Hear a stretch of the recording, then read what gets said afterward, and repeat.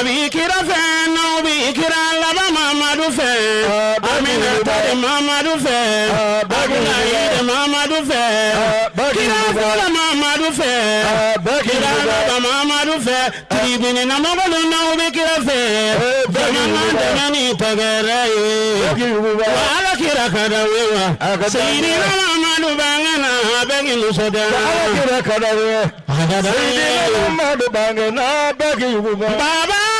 Sidi Kulubali Baba Sidi Kulubali Sigay Ya kira Mamadu bangana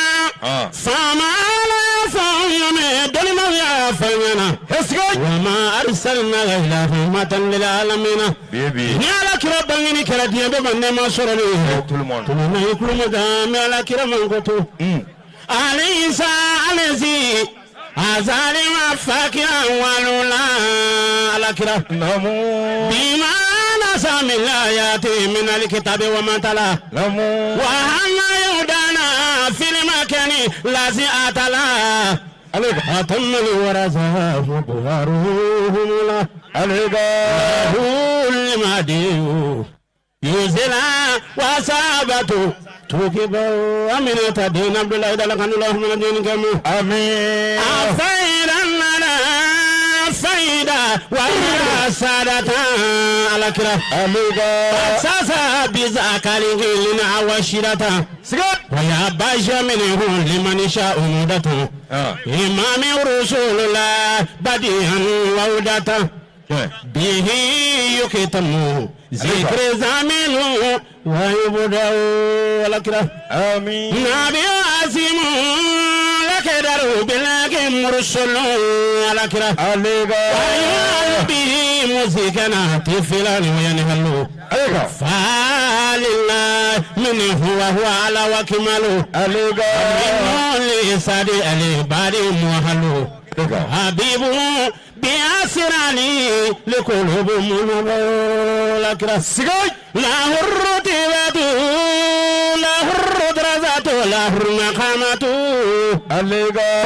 فما كيني قد سمته سجاي وكفنا دايا أنت كيا صحبة همتي وهدايا بأمر ونهايو كمتي من جاودي دانتو لرسول الله هايو تقدمتي Ayo Rasulullah ajila wadi alaihi wasallam ni wanafu Muhammad ya rasulullah ramana don amin ya rabbi Allah ya alo wala sidi anga telni wana fabi sedu kabo jafra be ali nso ya rasul dingela ko be to dakene ka Afedi Sherif Usman Madan Haidara okmana kramala to ma soro ka Jafra bi ala ka bolo arama ko jarama kuna funda bebo e lati mo jona siri ngatel bi ha aywa amba fo de matugo ye ogo jonto deuna dentunne chamambe ambulan no ngal lasiya ko tuamena bega sabati ka to isigi yorola ni wajili blala aba fo doro ko kuna fundilo be mi dentunne nun chamamba be ampe anno ame ula sago yani wajili ka baula bega sabati sigiyoro la aya famia ula partenariat fenembe ka poli nyini ni oye mof afrika te mira sama mone lo bambali ale ni semaine distribution baramali poli be ubela jele sidi kulubali voilà merci amena micro de amala berte ne ke ba generally Tia generally reba fakacha idara no vende du minga to moge nimbora mina ni chawo sondato bi chawo mina katanu ye katanza kokula bwana ta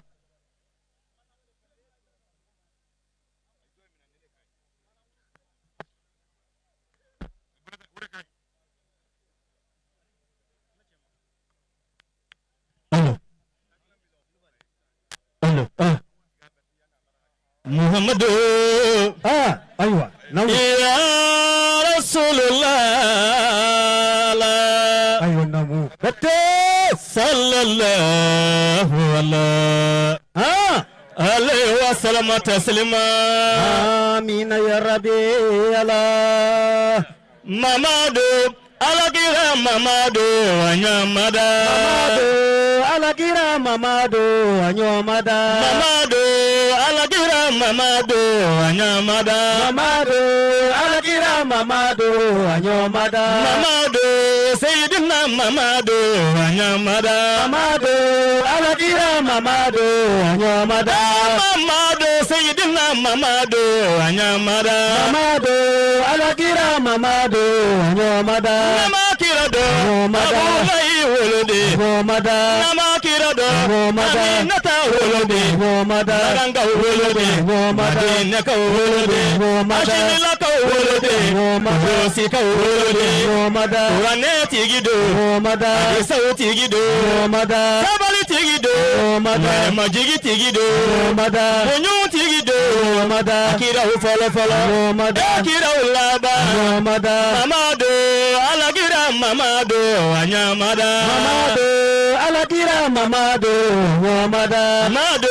sayyidina mamado anyamada mamado alakira mamado anyomada namakira do Zainabu wolofa Rukiya wolofa Fatima wolofa Kulsum wolofa Abdullahi wolofa Rahima wolofa Kasim wolofa Ali Burane Hasani moke Hussein moke Mamado alakira mamado anyamada alakira mamado anyomada namakira do Ronali tigido namakira do Usara tigido nabi kira fe ayabolo korota nabi kira fe ayekagere duma fosa kira bangena Ronali tigi bangena Sabali tigi bangena Karama tigi bangena Suhuru mati bangena Fadili bangena Bani wulai bangena Shafi wulai bangena nabi kira fe ayabolo korota nabi kira fe abalaka ubiyawa ayabolo wilisa abalaka udemi nabi kira fe ayabolo fila wilisa mi bolo wili alaka usallaba nyumana nabi kira fe ayekagere duma warawara kawarawara mamado alakira mamado anyamada alakira mamado anyomada kira bangena wandoro tigi bangena amala moke shakera amala moke wadari moke tijani moke aidaro moke fanyini moke shirifi iba moke shirifu moke badara moke aruna moke kesigi moke kira bangena wasabali tigi bangena kira bangena wadoro tigi bangena nabi kira fe ayabolo wilisa nabi kira fe ayetagere sebe fonye nabi kira fe ayekule mamado alakira mamado anyamada alakira mamado anyomada mamado sidina mamado alakira mamado anyomada ayo ni ala sona ay jega tegara ni fo amala berti no bora sisa mo mi yele o Gawsu Kulubali kuma be shirif ke bolo no klala Gawsu Kulubali kabo bonga bale bna yele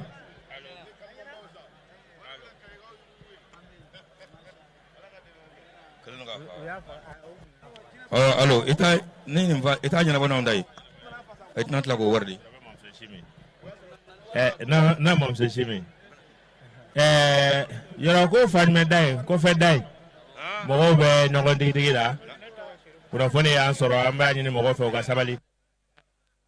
sabali kile ga kala sababu mando ala ga kisi ajugu mama donc ko ga kuma mo ko fe Usman Baka Batoma Sanogo awa Sanogo donc na be yoro mena kaga fere beke aka yere ko fo gardi o ga blaka do a defitini be anga musoro wa bolo ya no de me katila ko tobe Usman Ba ala ne Bokar Bala o dendo Musa Ba le to ke do muso awa den bɛ a mamuso de bolo o ma sɔn den ba ka don quoi ka den to a mamuso bolo yɔrɔ o gɛlɛyara dɛ baara na an ka sabali ɲɔgɔn kɔrɔ o b'a nɔgɔya donc o ye kunnafoni ye a bɛ tɛmɛ n'a ye. Gawusu Kulubali bisimila. Voilà. Merci. Dina. Allô. Sahih. La ilaha illallah, la ilaha illallah, la ilaha illallah, la ilaha illallah, La ilaha illallah. La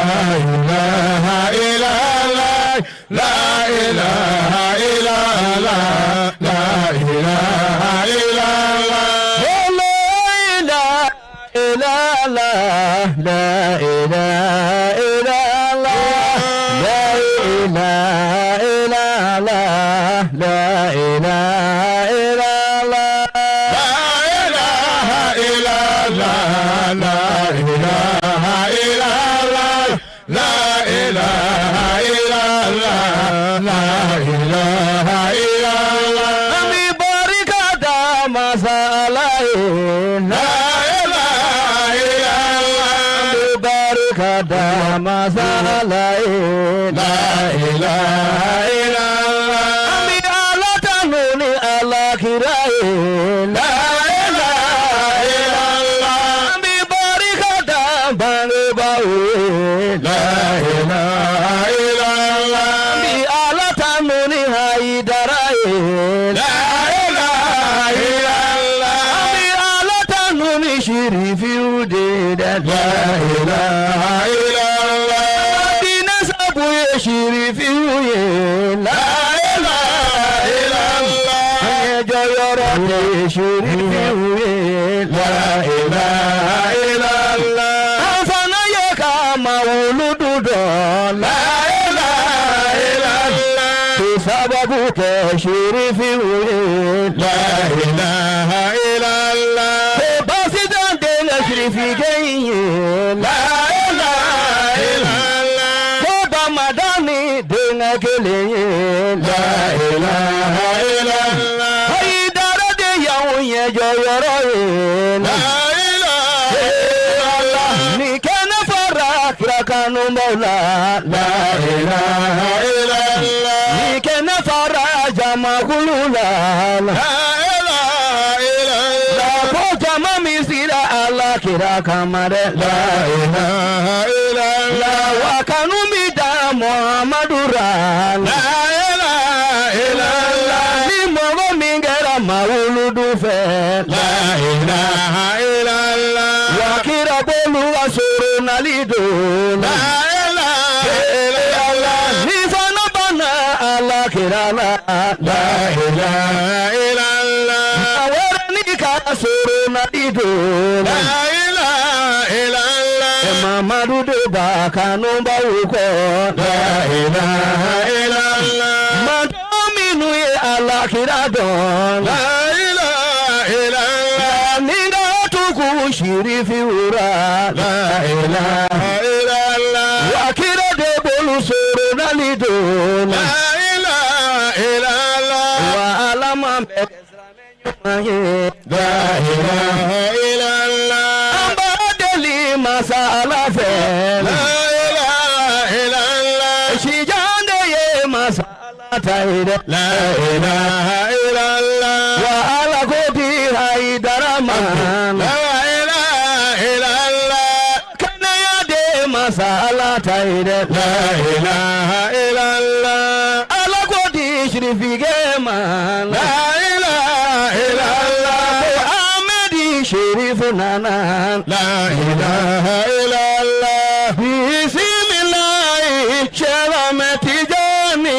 arrahmani shaghameti jani, Bismillahi jamare tejani. Arrahmani jamare tejani. bismillahi shaghameti jani arrahmani shaghameti jani, Bismillahi jamare tejani. Arrahmani jamare tejani. alakira mode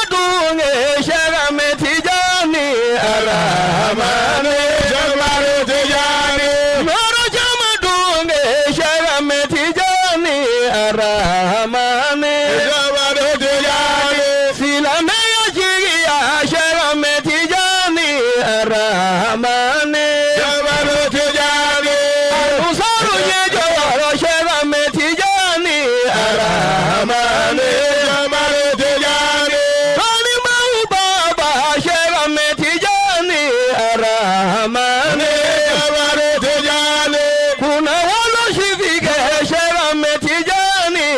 Ramani Shamare Tijani Jarabi Utava Sharame Tijani Ramani Shamare Tijani Bismillah Sharame Tijani Ramani Sharame Tijani Bismillah Shamare Tijani Ramani Shamare Tijani Ramani Shamare Tijani Bismillah Shamare Tijani Ramani Shamare Tijani Bafuni Wolode Shamare Tijani Ramani Shamare Tijani Tandijara Wolode Ramani Shamare Tijani Fatumata Wolode Shamare Tijani Ramani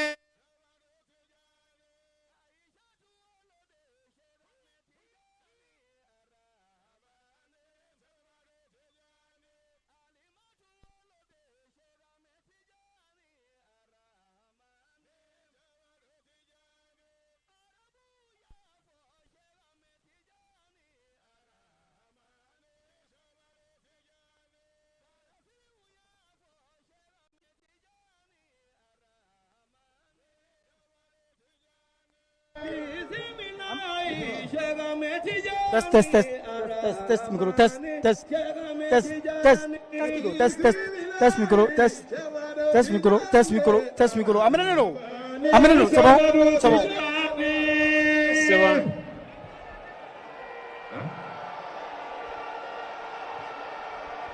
Allô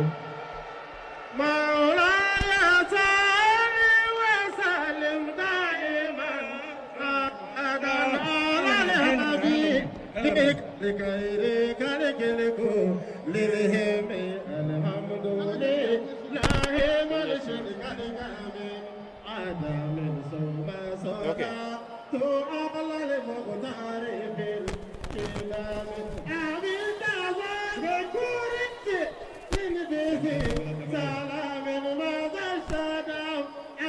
Keta e kun kuma na Bamakɔ fɛ. Keta e kun kuma na Bamakɔ fɛ.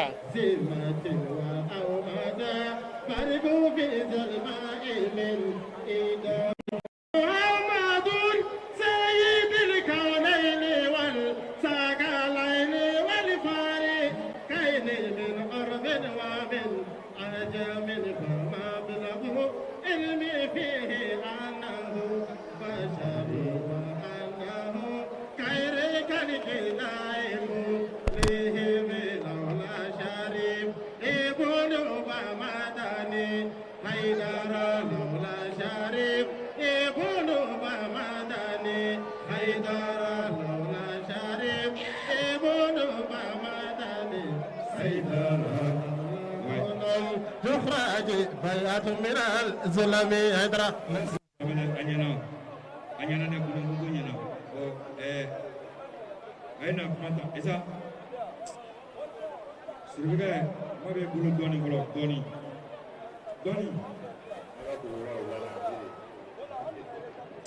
Non, c'est pas la peine. Depuis Wati Djoumen, il faut un coup de. Allez, qui est solo. On l'a amené à Fatiata. Tu vas me filer mes biens au bouquet. Allez, on sera bien bloqué. Inch'Allah. Bismillah. أعوذ بالله من الشيطان الرجيم بسم الله الرحمن الرحيم الحمد لله رب العالمين Parce que comment on a terminé pipitri là c'est ça. مالك يوم الدين إياك نعبد وإياك نستعين اهدنا الصراط المستقيم صراط الذين أنعمت عليهم غير المغضوب عليهم ولا الضالين. الحمد لله رب العالمين أمبي على تنوكا على بركة أما على الدنيا كفو أنفلني بي ألمسا كبه ستامر كانوا تلتانين كلمة stade 26 mars kɔnɔna na duwawu kalan kɛnɛ kan nin waati na an karamɔgɔ ni an karamɔgɔ den a Seyidi Sherif Ahmad Tijani Hayidara ale ye kɛnɛ sɔrɔ an b'a ladɔnniya sɔni an fana karamɔgɔ Seyidi Sherif Usman Madan Hayidara ale bɛna kɛnɛ kɔnɔna na ni Ala ni kira sɔnna ma yan'o cɛ an balimakɛ bɛ an bolo n'o ye an balimakɛ Ibrahim Gambi an bɛna dakuruɲɛ kelen d'a ma a ka se ka foli kɛ Ibrahim Gambi a bɛ cogo di baasi t'i la kɔnɔ alhamdulillah assalamu alaikum warahmatullah cogo di dakuruɲɛ kelen foli jumɛn b'i bolo bi ani nisɔndiya kan alhamdulillah dakuruɲɛ foli min b'i bolo nisɔndiya kan an b'an karamɔgɔ fɔ n'o ye Sherif Usman Madan Hayidara si jani kɛnɛ labɔ ko ɲuman o bɛ Ala bolo Ala ka d'an ma n'Ala kira hɔrɔma ye sɔli ala rasul karim bon an kɔntannen don terrain facogo la alhamdulillah mɔgɔw bɔra an bɛ dugawu jaabi kɛnɛ kan depuis pont daminɛ fo yan a bɛɛ falen don jama na an bɛ karamɔgɔ fo la Hayidara mana a sen don fɛn fɛn la Ala b'a sen don o la a kɛ to b'o kuma kan sɔli ala rasul karim kuma min bɛ n bolo k'a fɔ alhamdulillah an bɛ dugawu kɛ Ala ka jamana in Ala ka kɔrɔsi Ala k'an karamɔgɔ mɛn an kɔrɔ Ala ka si di Ala ka kɛnɛ di dugawu mina kɛ Ala ka jaabi an bɛɛ ni Ala kira hɔrɔma ye sɔli ala rasul karim an bɛ an balimakɛ fo ka waleɲuman dɔn nin waati in na an b'aw ladɔnniya baaraw bɛna daminɛ an bɛna kuma segin an balimakɛ a n'an karamɔgɔ Isa Muhammed Sherif Hayidara ma ale min ye modérateur ye stade 26 mars kɔnɔna na o la nin waati in na an bɛna kuma di Isa Muhammed Sherif Hayidara ma.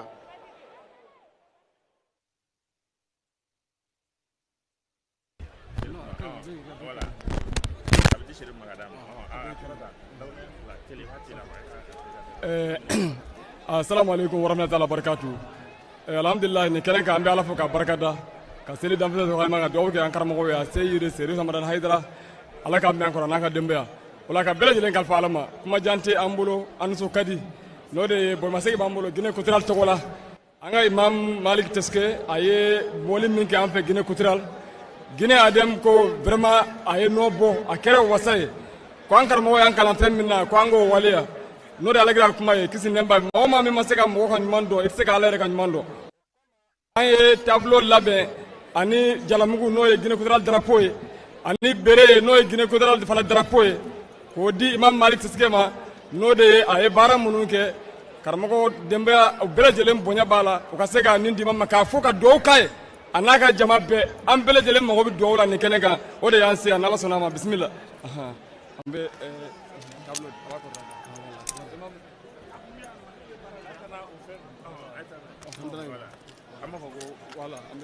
n'Ala sɔnna ma tableau in nin i b'a kɔrɔta ani awɔ o bɛ yɛlɛ voilà a bɛ yɛlɛ k'u ka drapeau in latɛmɛ Sherif Ahmad Tijani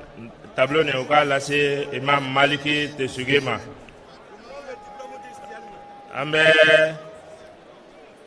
waleɲuman dɔn kɛbagaw bɛɛ lajɛlen fo kɛrɛnkɛrɛnma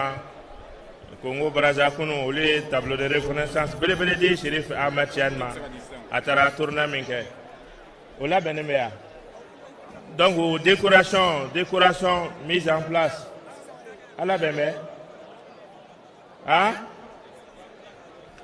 ni nin tableau ye Sherif Ahmad Tijani photo o bɛ fankelen fɛ ni tableau ɲɛsinnen min ma numan bolo kan kini bolo fɛ imam Maliki Tesuge donc ansardi national diplôme de reconnaissance wala ɲuman dɔn sɛbɛn don ale tamasire ka fara Guinée drapeau kan o de filɛ nin imam kana donc ka fara tangana bere fana kan donc ninnu ye misaliw de ka da wulikajɔ minnu kɛra a fɛ kɛrɛnkɛrɛnma Guinée jamana kɔnɔna n'o ye Guinée équatoriale an bɛ ADN fo ka CN fo ka comité de contrôle fo ka tɔnden bɛɛ lajɛlen fo o tɛmɛnen kɔfɛ remise dɔ fana bɛ yen nɔ o de ye décoration mise en place an ɲɛ bɛ décoration minnu na nin kɛbagaw bɛ Ansari yɛrɛ kɔnɔna na u bɛ Ansari sigida bɛɛ lajɛlen fana kɔnɔ formation kɛra donc o baarakɛlaw y'a ŋaniyasiri kɛ ka bonyamasegin dɔ kɛ u ka baarakɛla dɔ ye u ka ɲɛmɔgɔ dɔ ye n'o ye Lasine Sangare donc moto kura de filɛ nin a bɛ fini bɔ moto in na moto in clé ko k'a di Sherif Ahmad Tijani ma o k'a lase Lasine Sangare ma décoration mɔgɔw a ye gɛrɛ ni clé a ka musɔrɔ bɔ moto kunna décoration awa gardi fana ka remise min bɛ yen n'u labɛnnen don u ka gɛrɛ gardi vigile quoi vigile abatela we tawala teno amena beti ga bwene wati kama vigile olu fana ka gere vigile fana ka gere décoration abora madewa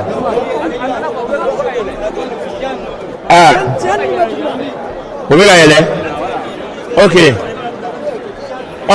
clé de mo ga moto ni daile amoye caméra ga moto tira yele sanfé la clé de binaidi Chérif Ahmed Tidiane Aïdara décoration mise en place décoration mise en place ko ogolo kura moto la moto ni brele flene ana papier na akaski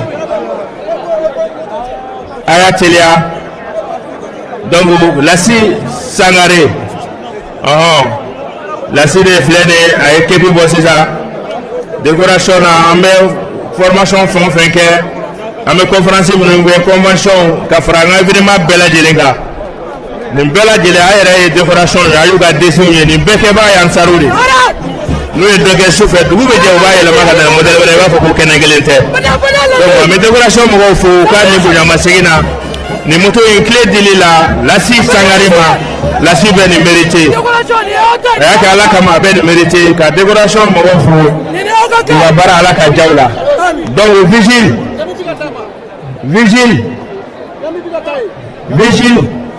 donc yano be etene bo ameta kuma fanfé awo il faut noter ko tableau de reconnaissance ko va di Abdoulaye Traoré ma o be ni o ka nana ya de ngaide donc yano che ka jo folo amena kuma do la timo folo voilà au tableau Modibo Diallo El Hadj Modibo Diallo président national de l'ADN Mali donc allez de venir tableau di Abdoulaye Traoré ma non sous-section 1 président et bawoni flambour tonde do encore regarde Abdoulaye Chesri Wuligajo Chama ayran nina anaka nafulola ka vigile mo de me asoko da mayrala o bana ne moto Abdoulaye Flene président Modibo Diallo obina vigile mo fa abejo nefa Abdoulaye Flene ama président no kuma ko vigile ale nyame tentiki dola vigile ga gwe masika Abdoulaye dine na ini ni ga na fululu ay hera chama kuyi bulla hera de makot ke jonda ya sigui olu sega ono na siga ya frabara ya ala yake ala de koso na yake olu de donc ko bikena bayenga ko ga ila shirifuda karamo ele ali kuno ya kerengena ko vigile mo ka be do ni no forga do kai donc mo mo fana mo ko goro se no ko joli kala de ba kono Abdoulaye Traoré yo chedo amanto ya no ka bino masigi ke ga tashibla ke ga ta sikoloni balaba ma balata pili balaka gadi shuru wali te gardi atama moyela shuru akadi alaka la hala sosna way ono ravi o tabe nene sisa aminata mena we groupement jeunesse donc Tidiane Ahmed Tidiane Diallo donc wale be gere accompagné no naka baraka nyogo yo donc ko fa bela jele fa ma ko ga gere ko ba ko ya fla ko bolo ne kena ko nana GLCM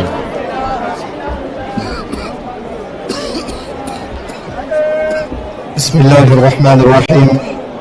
والصلاة والسلام على أشرف المرسلين سيدنا ونبينا ومولانا محمد وعلى آله وصحبه أجمعين وسلم تسليما كثيرا أمي رفو كأرول النظام كألم بركده أمي سلي دنفر نفس متك نودي أكرم محمد صلى الله عليه وسلم أنا سوف أنا صحابه أنا معلومة سندا وسندا من فوق القيامة جودنا يا ربي ننا وأكاني وجمع كل سنة أما نفوري دمنا أنفع أنا أنكر نقوله أنا مكان سرفنا السيد الشريف عثمان مدار الحضرة an b'a fɔ k'a waleɲumandɔn k'a barikada an bɛ foli kɛrɛnkɛrɛn k'a di an baarakɛɲɔgɔn ni an balimakɛ ani an ka sirifkɛ ma Seyid Sherif Ahmed Tidiane Haidara a n'a dɔgɔw a n'a balimaw a n'a denw a n'a musow ani kalandenw bɛɛ lajɛlen ma an bɛ fadi ɲɛmaa fo Sheikh Salamataw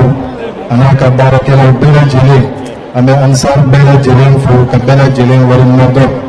groupement jeunesse tɔgɔ la alhamdulillahi rabbil alamin o tuma ko mawludu ko bid'a don o dalu yira bɛɛ la k'a yira k'a fɔ ko mawludu tɛ bid'a ye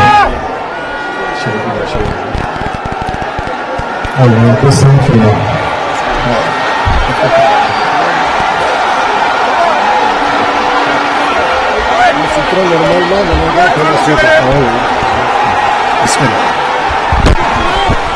ويا سيدكم عيدنا سيدنا فما يا سيدكم عيدنا سيدنا نبي سيدكم عيدنا نادنا فما يا سيدكم عيدنا سيدنا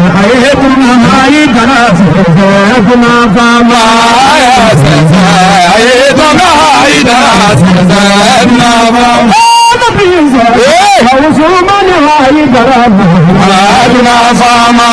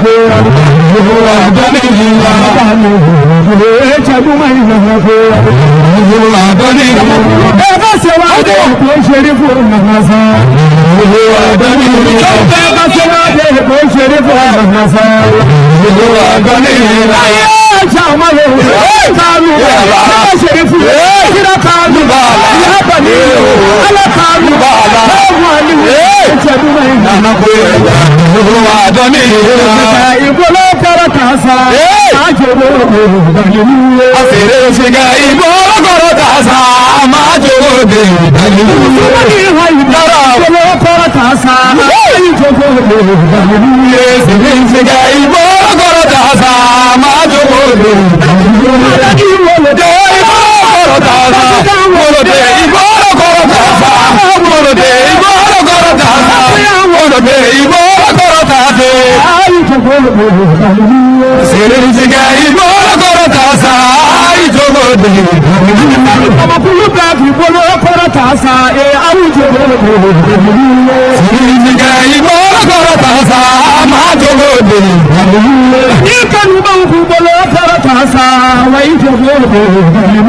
Serinziga ibo korotasa ma jogo Kida kanuba Bolo korotasa kanuba Ibolo korotasa Mala kanuba Ibolo korotasa kanuba Ibolo korotasa Ibolo korotasa Ayi jibolo Serinziga ibolo korotasa Ayi jibolo Somani chorifona Ibolo korotasa Ayi jibolo Serinziga ibolo korotasa Ayi jibolo Andi saru jamakulu Bolo korotasa Andi saru jamakulu Bolo korotasa Kene jamaba Bolo korotasa Kene kamusera Bolo korotasa Kene kacheba Bolo korotasa Jamaba kulele na shirifi kakele Ayi jibolo Serinziga ibolo korotasa Ma jibolo Serinziga ibolo korotasa Ayi jibolo Serinziga ibolo korotasa Ma jibolo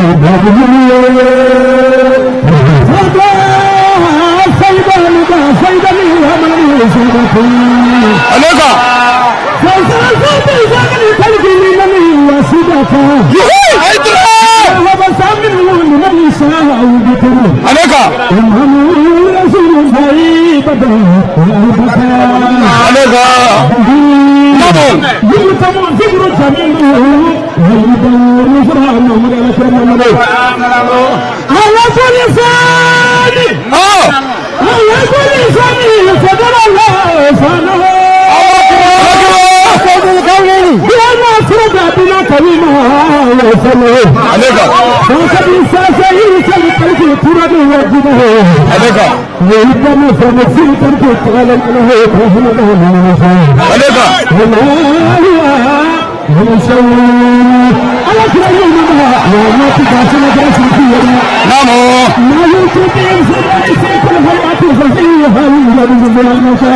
Aleka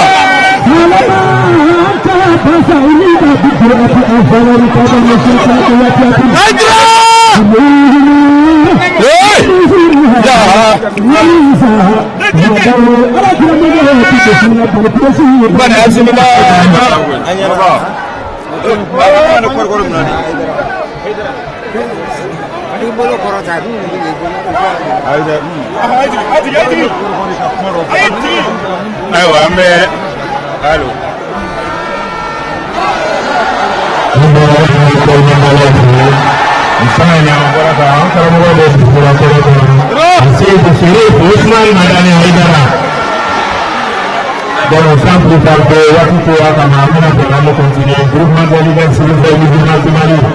On doit donner un peu de continue. On doit faire ça. Si vous avez mal, donna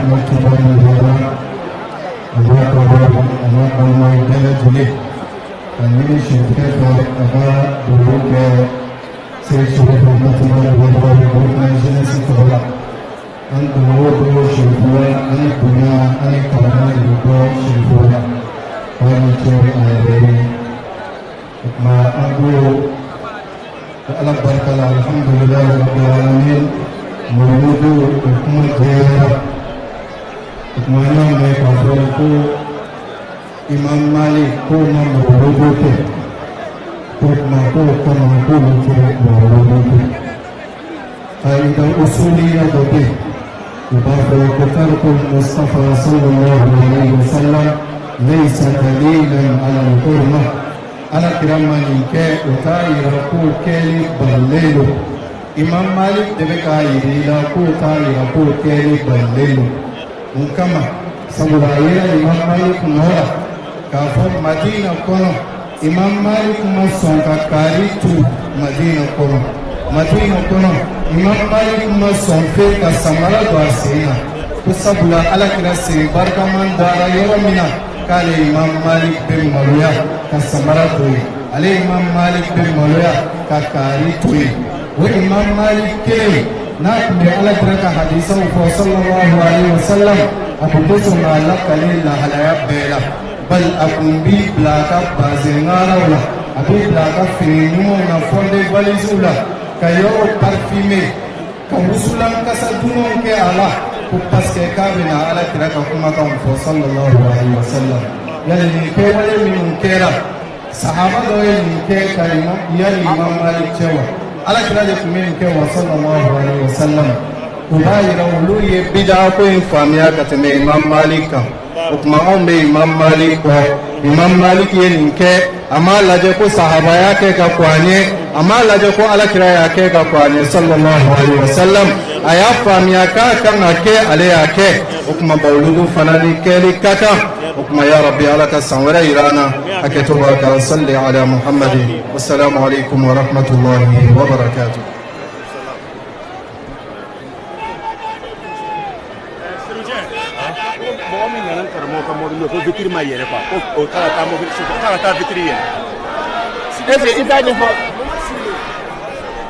Alors, c'est ça, commission d'organisation, comment donner le boulot, mais il est là-bas. Après ça, il y a Mamando Sidibé. Donc, on va dire que là, il va faire. Wati tuwe akama, kwa kuma usuri ya kusobe, ambayo de ile fait. Mamadou Sidibé, comité d'organisation, tomona. Donc, ukramora mobili soberege, kagana. Kana dugumana na magoba ko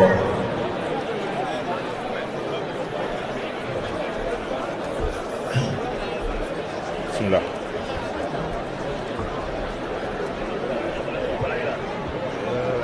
jo Usman ni ngira mate ha ngira okay a'udhu billahi minash shaitanir rajim bismillahir rahmanir rahim اللهم صل على سيدنا محمد وعلى اله وسلم ami boka jama fo jama mo fa fam bora dien ro kana malu kenen ka ami bela jelen fo boka an kara mo fo no de Assid Sherif Ousmane Madani Haidara ka adim ka cabinet jama bela jelen fo ka fadi jama bela jelen fo ka CFO o kɔfɛ an bɛ baarakɛlaw fo minnu jɔra terrain kan ka nin baara ninnu bɛɛ lajɛlen kɛ ni a tun bɛ ɲɛ n b'o tɔgɔ fɔ baarakɛ bonda 21 de bɛ an bolo nin baara ninnu labɛnni kama a fɔlɔfɔlɔ o ye accueil et hébergement ye olu de ye mɔgɔw ye minnu bɛ an ka dunanw kunbɛn u bɛ kalo caman de kɛ ka dunanw siyɔrɔ labɛn o tuma ni dunanw ye nali daminɛ u b'u kunbɛn ka siyɔrɔ d'u ma ka dilan d'u ma ka fɛn bɛɛ k'u ye au kɔfɛ décoration mise en place olu de bɛ kɛnɛ in sigi an filɛ kɛnɛ min kɔnɔ au kɔfɛ statistique ani recensement olu de bɛ jama compter ani ka bolimafɛnw compter au kɔfɛ maintenance o de an ka sonorisation bɛɛ b'olu de bolo an ka kuranko bɛɛ lajɛlen bon o kɔfɛ an ka jitigiw olu de bɛ ji di an ka dunanbaw ma ani ka an ka ɲɛgɛn kɔnɔnaw nettoyer ani ka dunanw siyɔrɔ nettoyer o kɔfɛ restauration baarakɛlaw ka restauration olu de bɛ dumuni di an ka baarakɛlaw ma o kɔfɛ restauration spéciale bɛ yen minnu bɛ tobili kɛ an ka dunanbaw ye o kɔfɛ parking mɔgɔw bɛ yen minnu bɛ an ka bolimafɛnw kɔlɔsi o kɔfɛ a tɔgɔ de magasinw bɛ yen minnu b'an ka minɛnw kɔlɔsi o kɔfɛ santé bɛ yen dɔgɔtɔrɔw u ka bonda 4 de bɛ terrain kɔnɔ yan u bɛ fan bɛɛ ni mɔgɔ banana ni y'o ɲininka ni sera yen u bɛ furakɛ ni ala ka jɛ o kɔfɛ an ka transport mɔgɔw bɛ yen minnu bɛ mɔgɔw ta ka na o kɔfɛ an ka cafin bɛ yen minnu bɛ an ka donibaw ta ani ka wuluwulujiw bɔ ka bangoni saniya o kɔfɛ an ka dɔn elec bɛ yen minnu bɛ fisabililayi kɛ o kɔfɛ information expertise bɛ yen mɔgɔw ka fɛn mana tunu u bɛ taga kalifa minnu na n'ala sɔnna ma n'i sera olu fɛ n'i ka fɛn sera u ma a ka ca ala fɛ u b'a d'i ma o kɔfɛ cellule de communication bɛ minnu bɛ an ka kibaruyaw bila réseau sanfɛ bon o kɔfɛ an ka restauration commerciale bɛ minnu bɛ dumuni feere mɔgɔw ma mɔgɔ minnu mago bɛ dumuni santa la o kɔfɛ an ka marché bɛ sugu mɔgɔw minnu bɛ feerekɛlaw ka place labɛn ka place d'u ma o kɔfɛ wudu islamique bɛ yen n'o de ye karamɔgɔ ka kalandenw ye minnu bɛ kalan kɛ a nɔfɛ k'a ka kumaw lase o kɔfɛ commission visite bɛ yen minnu bɛ an kɔlɔsi an mana diɲɛ yɔrɔ visitew bɛ si u ɲɛna ka tile o kɔfɛ an ka zikridalaw bɛ yen n'o de y'an ka mawududalaw ye o kɔfɛ a tɔgɔ de ye commission ansar jeunesse bɛ yen n'o de ye sifinw ye minnu y'an ka sini ɲɛsigi nin jamakulu de farala ɲɔgɔn kan ka mawudu labɛn an b'a kan depuis kalo 6 ɲɔgɔnna an bɛ ka labɛnw sabati ala sɔnna bi ye a kuncɛ ye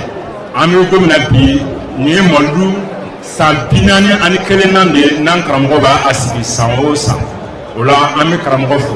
baarakɛla bɛɛ lajɛlen tɔgɔ la k'a fɔ an karamɔgɔ ye a n'a denw an labɛnnen k'u dɛmɛ n'an n'an ka nafolo ye n'anw janfa ala n'a ka kuranɛ k'an ta tiɲɛ k'a ɲini u fɛ u ka dugawu k'an ye an ka dumuni sira in kan an bɛ fɛ k'o de fɔ hakɛto bɛ nin na sallallahu alaihi wa sallam.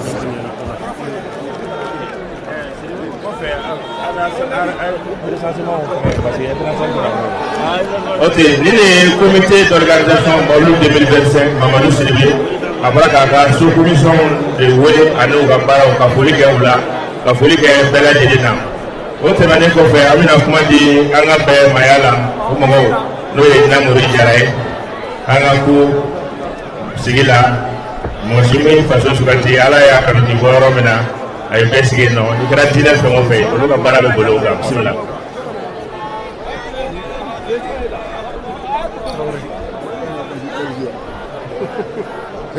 an b'a fɔ ko aw bɛɛ salamu alaikum k'a fɔ ko aw bɛɛ dan sɔgɔ aw ni ko ka tila k'a fɔ ko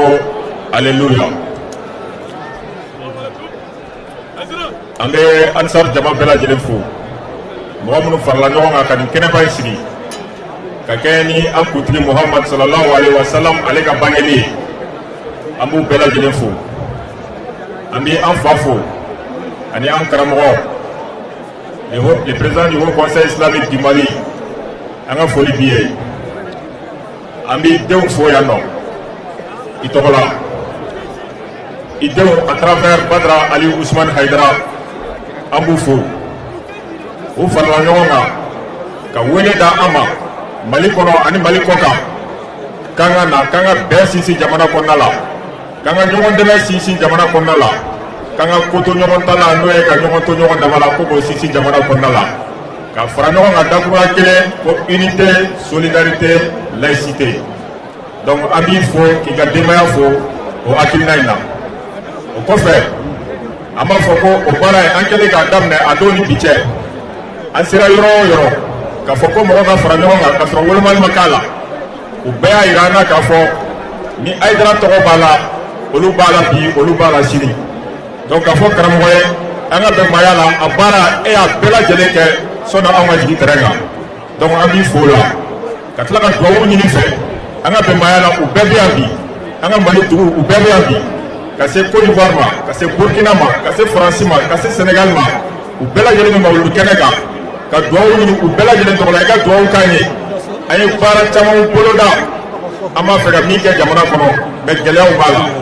donc an b'o dugawu ɲini fɛ i ka dugawu k'an ye sabu an y'a mɛn e da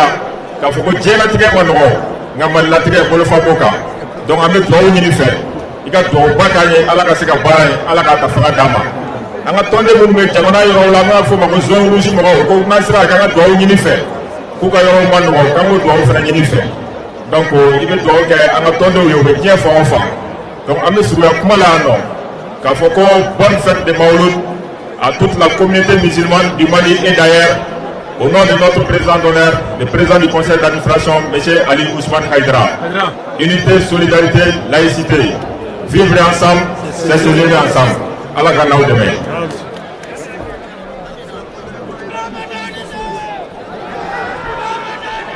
an bɛ Namori Jara fo ani a tamaɲɔgɔnw an ka bɛn maya la sigikun a n'a ka baaraw laɲini yɛrɛ ye karamɔgɔ yɛrɛ ka se a mɔkɛ ma Muhammad sallallahu alaihi wa sallam olu ka laɲini de ye nin a ta'ayishu a silmi aw a ta'ayishu ma'an ni k'o wax ma ko vivre ensemble donc an b'o fo ka wuli ka jɔ la jamana fan bɛɛ lajɛlen fɛ ka diinɛ bɛɛ fara ɲɔgɔn kan chrétien laadalamɔgɔw ani silamɛw o tɛmɛnen kɔfɛ an bɛ taa segu yaron karamɔgɔ ka denbaya olu tɔgɔ la a Cheikh Elhadji Mohamed Bachir Al-Kibiritu Ahmadu Sɔrɛ donc k'a ka bisimila kɔmi tɔgɔ la bisimila.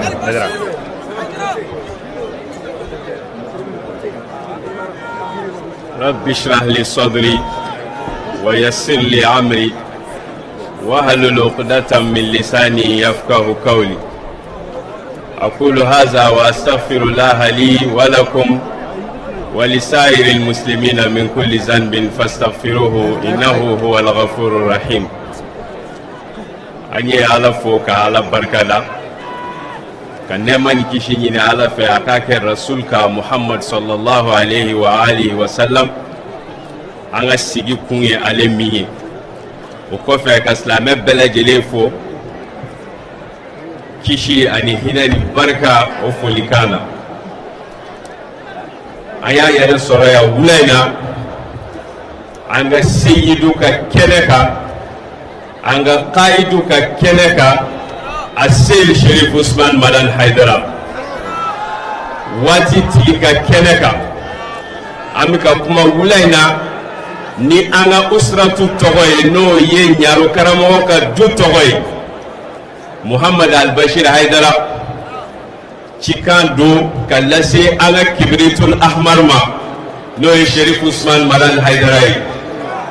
ay islamiyya deme ay dine deme ay alaka kiba kuna wolo aya kuna kota ni jamanye o shere on bora sisa ni délégation belebele waye ka wakai délégation mi na kum piloté lo par Seyid Sherif Ahmad Tijani Haidara anga tali reporter la kai mais avec tout ça anana yere soro kai akera iba ko tali yere ma reporter adamadenw ku mobiliser ou motiver ou bien encouragement konnana ka shirikiyat denge kono a Seyid Sherif Ahmad Tijani Haidara ambi anga lahiduka no ya an tasawufu mogoni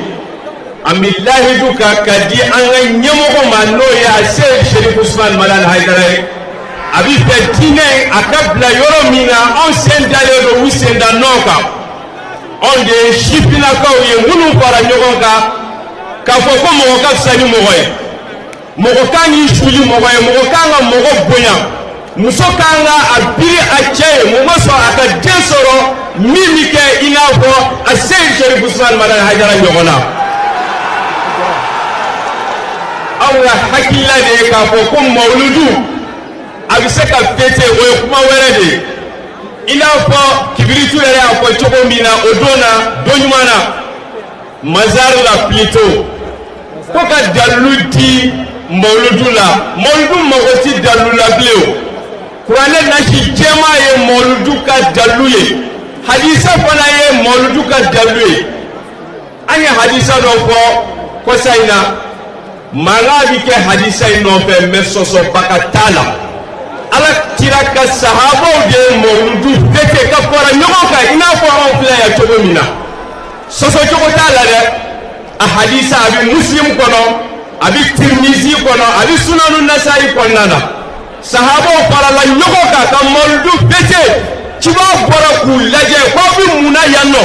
sahabo ko on sigimbe ka fara nyoka ya parce que ala ya kanda ka islamia dama o ko fe tuli ala ye echiwa di awma ko wamanna bika alayna hadisan na shi jema bleni so chokota la fiyo wati choya kama ukama wati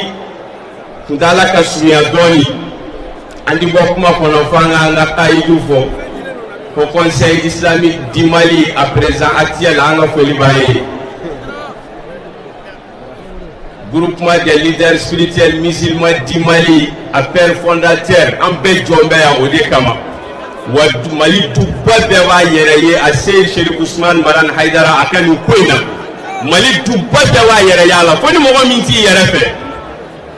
anga foli ba yonde ya wele ko kibritul ahmar wallahi islamiyya deme i ye afiriki dɛmɛ i ye diɲɛ dɛmɛ i ye mali dɛmɛ walahi an bɛ waso n'i ye fan bɛɛ lajɛlen fɛ ni jama in lajɛ jɔn de bɛ se ka ni jama ɲɔgɔnna bɔ ni kibiritu ahamadu tɛ ni nasirudin tɛ jɔn bɛ se ka ni ɲɔgɔn jama labɔ ni fakurul umma tɛ jɔn bɛ se ka ni ɲɔgɔn jama labɔ wallahi i ye ci lase i ye ciba defa wa anw y'a seere k'a fɔ k'i ye ciba ka ci lase wa akhiru da'wana alhamdulillahi rabbil alamin. an balimakɛ fo Sherif Alhaji Mohamed Bashir Aidara ɲaron karamɔgɔ ka denbaya tɔgɔ la ka faw bɛɛ fo ka galifalifaw bɛɛ lajɛlen fo o kɔfɛ an bɛna kuma di assurance volontaire UNPS kɔnɔ a chef de service Modibo Daɲɔn tɔnkune fila b'an bolo bari Seyida Banɛnɛ o kɛra u ka ambassadrice ye Abdoulaye Abdoulaye Kulubali Haruna Kulubali ale bari kɛ n'a bɛ yɔrɔ min na ko a ka se micro da la ci dɔ b'a kɔ Abdoulaye Kulubali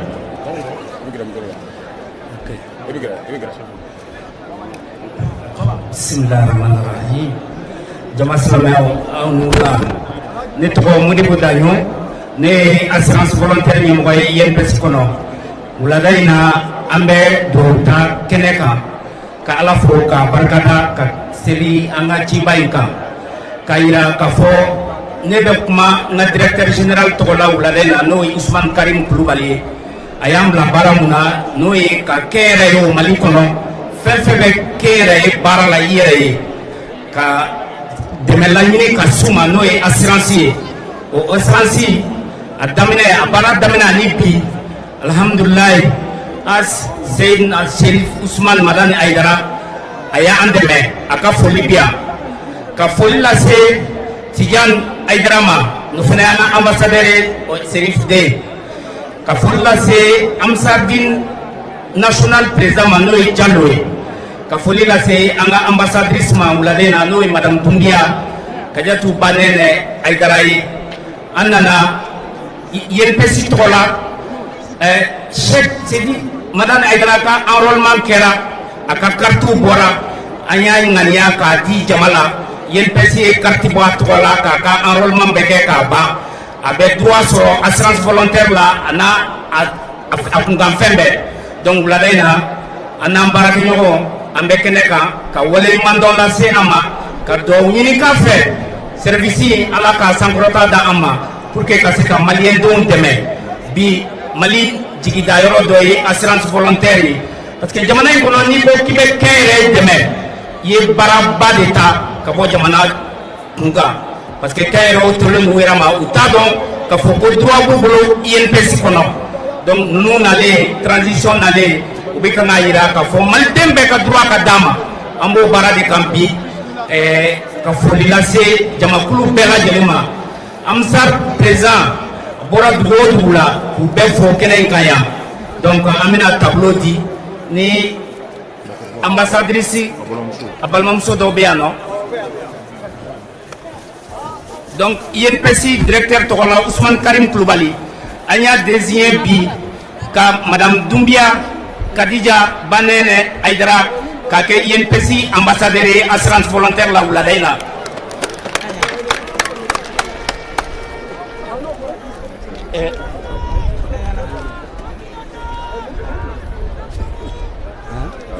donc an fa ka carte bi yan nɔ ka fɛrɛ kɛ k'a ka carte las'a ma INPS a ka baara bɛ kɛ ka ban a enrôlé la alhamdulilayi donc a bɛ droit bɛɛ sɔrɔ INPS kɔnɔ.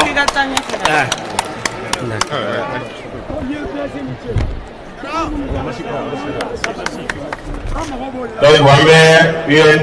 INPS mɔgɔw fo kɛrɛnkɛrɛnma service assurance volontaire u ka dakuruɲɛ fila la olu ye cadeau ni bonyamasegin minnu kɛ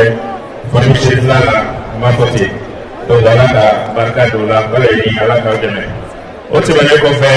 an salen cɛkɔrɔbaw n'an b'a fɔ ma ko personnes âgées donc olu tɔgɔ la dale b'a fɔ ko denmisɛnnin tɔgɔ ko ɲuman bɛ mɔgɔkɔrɔba dɛgɛ nɔ ye cɛkɔrɔba kuma de don mais a donnen bɛ le jeune Mamutu Kulubali de la ale ka cɛkɔrɔbaw ka kuma lase bisimila.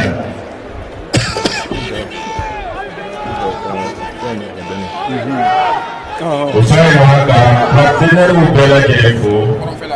ayiwa kɔrɔnfɛmɔgɔw o samaɲɔgɔn sama bɛ yen nɔ a bɛ organisateurs lamɛn baara bɛ ka kɛ basigi ni bonya kɔnɔna na kɔrɔnfɛla tribune fanfɛla la sanfɛla fɛ mɔgɔw bɛ ɲɔgɔn digi la k'u ka sabali donc a bɛna kuma di Mamutu Kulubali ma cɛkɔrɔbaw tɔgɔ la. Kulubali bisimila.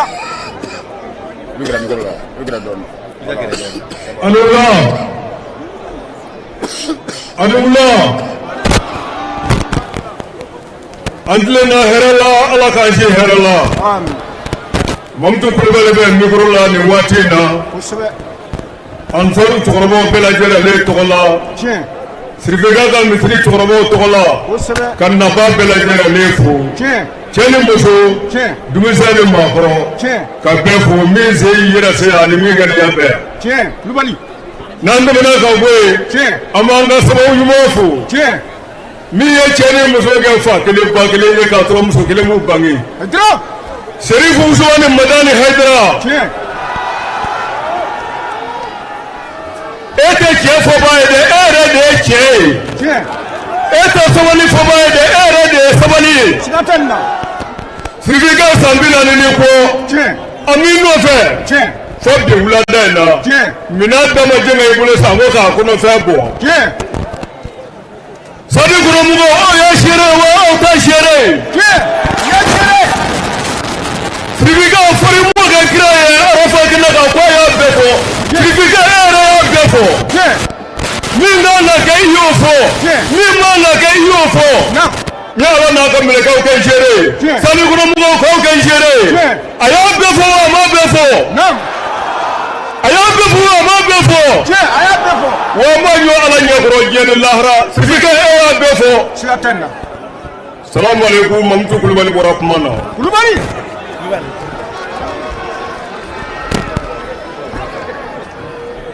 An bɛ Mamutu Kulubali fo a bɔra ka cɛkɔrɔbaw ka kuma de lase n'Ala sɔnna ma kuma bila a ɲɛna bari u b'a fɔ ten den tɛ tigɛ boli ma o bɛ mɔgɔkɔrɔba nɛgɛ nɔɔni ale tɛmɛnen kɔfɛ groupement de leaders militaires musulmans tɔ la an ka cɛkɔrɔba bɛ yan nɔ n'ala Cheikh Nɛ Jawara donc groupement ka dakurujɛ labɛn ale fɛ k'a lase kɛnɛ kɔnɔna na mɔludu dɔw kalan na dakurujɛ 2. Ka bɛɛ fo nin sanga yɛrɛ kɛnɛma bɛ direct la Serifula TV sanfɛ a ka plateforme bɛɛ lajɛlen YouTube ka Facebook ka se chaîne bɛɛ lajɛlen kan. Merci.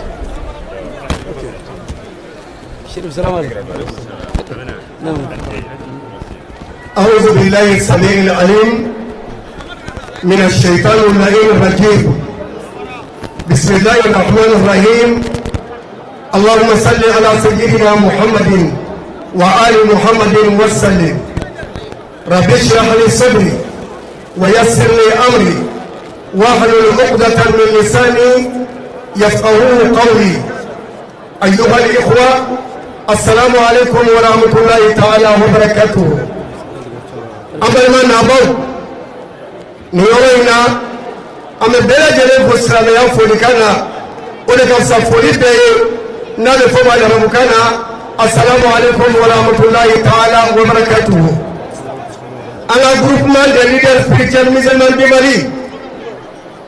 à bureau national ana régional bela jele u bɛɛ farala ɲɔgɔn kan ka ci don ne da ko ni nana ko n ka ka président bako a Seydi Sherif Usman Madani Hayidara ko an k'i fo ko k'i waleɲuman dɔn ka d'a kan i kɛra ɲɛmɔgɔ ɲuman ye. O tɛmɛnen kɔfɛ faama minnu nana ko ka olu fo. O tɛmɛnen kɔfɛ ɲɛmɔgɔ minnu nana ko ka olu fo. Dugutigi minnu bɛ yan jamanatigi minnu bɛ yan ko ka olu bɛɛ lajɛlen fo. U ko o tɛmɛnen kɔfɛ sa ko an ka président de la transition général Asimi Koyita ko k'a fo k'a waleɲuman dɔn. Filanan ministre des sports n'o ye balontannaw ka ministre ye ko k'o yɛrɛ fo k'a waleɲuman dɔn ka premier ministre fo k'a waleɲuman dɔn k'an ka diinɛ ɲɛmɔgɔ fo Muhamadu Umar Kone k'a waleɲuman dɔn foli kun ye jumɛn ye aw yɛrɛ bɛɛ lajɛlen ɲɛ b'a la mawuludi in bɛ yɔrɔ min na bi yɔrɔ t'an bolo bi jama bɛ se ka kun yɔrɔ min na ani balontan de nana bɛn mɔgɔ caman wulila ko ɲinan kɔni mawuludu a ti kɛ vesimasi la a ti kɛ vesimasi la a kuma cira k'a ci ka caya barikaden ni dugawuden ni sirifi yɛrɛwo ale ko no ale tɛ kuma ale b'a ko ta a mɔkɛ bolo n'o ye alakira muhamadu ye sallallahu alayhi wa sallam a mɔkɛ ko ni ala sɔnna a ma ni mawuludu a su fɔlɔ o bɛ kɛ 26 marisi kɔnɔna la a kɛra denkuli k'o bɛ kɛ 26 marisi kɔnɔ a kɛra bi min ye duwawu ta yɔrɔ ye k'o fana ka kɛ 26 marisi kɔnɔ ala sɔnna o kɛra bi fana ala fɔ ko ala ni ce o b'a yira k'a fɔ an bɛ baara min na an bɛ tiɲɛ de la président ko k'a yirila k'a fɔ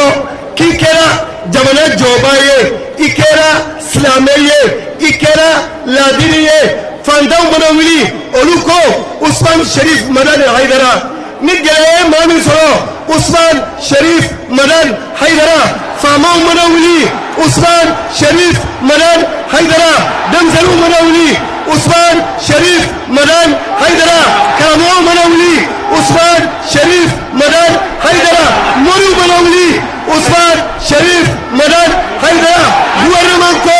usman sherif madan haidara minnu b'u den u kelen u b'u den wo la 3 heures du matin 2 heures du matin olu ye ɲɛmɔgɔ dɔw ye u bɛ taa usman sherif madan haidara fɛ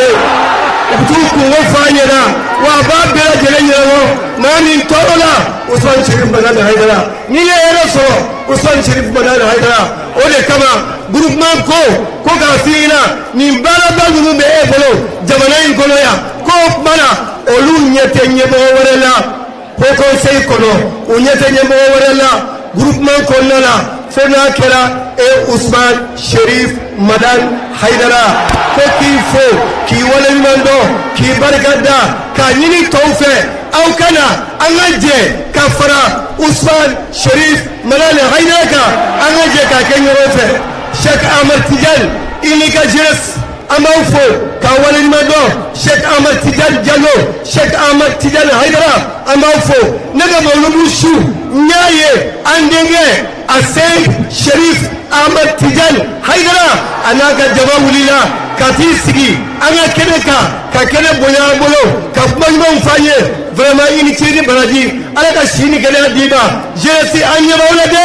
a y'aw cɛsiri aw ka ɲɔgɔn minɛ aw de ye anw kow ye a ye l'école kɛ an y'o dɔn a ye tubabukan kalan o ye tiɲɛ ye a ye anglais kɛ o ye tiɲɛ ye a ye ngo kalan o ye tiɲɛ ye ka arabu kɛ o ye tiɲɛ ye a tɔ tora baara kɛcogo ɲuman ye an sigilen bɛ an ɲɛ b'aw la aw kana siran a ye taa groupement cɛkɔrɔba bɛɛ lajɛlen b'aw kɔ a ye baara kɛ ni tiɲɛ ye an b'aw kɔ wasalamu alaikum wa rahmatulahi ta'ala wa barakatuhu ala ka sago yira an bɛɛ lajɛlen na min ka gɛlɛn walayi bilayi bi duwawu jaabi bi yan n bɛ bɔ n'o de ye walayi bilayi duwawu jaabi bi yan bi barisa munna an bɛ witiri de kɔnɔ witiri ye jumɛn ye mawuludi daminɛ kɛnɛ bila ɲinan na san 40 ani san 1 o kelen min b'a kan dɛ Allahu Taala yɛrɛ witirun ala y'i tulo b'an na i ɲɛ b'an na maa minnu nana n'u ka hami ye ala bɛɛ lajɛlen dilan an y'a dɔn i b'a dilan amina ami ami ami subhana rabbika rabbil izzati amma yasifun wa salamun alal mursalin walhamdulillahi rabbil alamin Haidara i bɛ taa n'a ye Amérique an mɔgɔ b'o de la.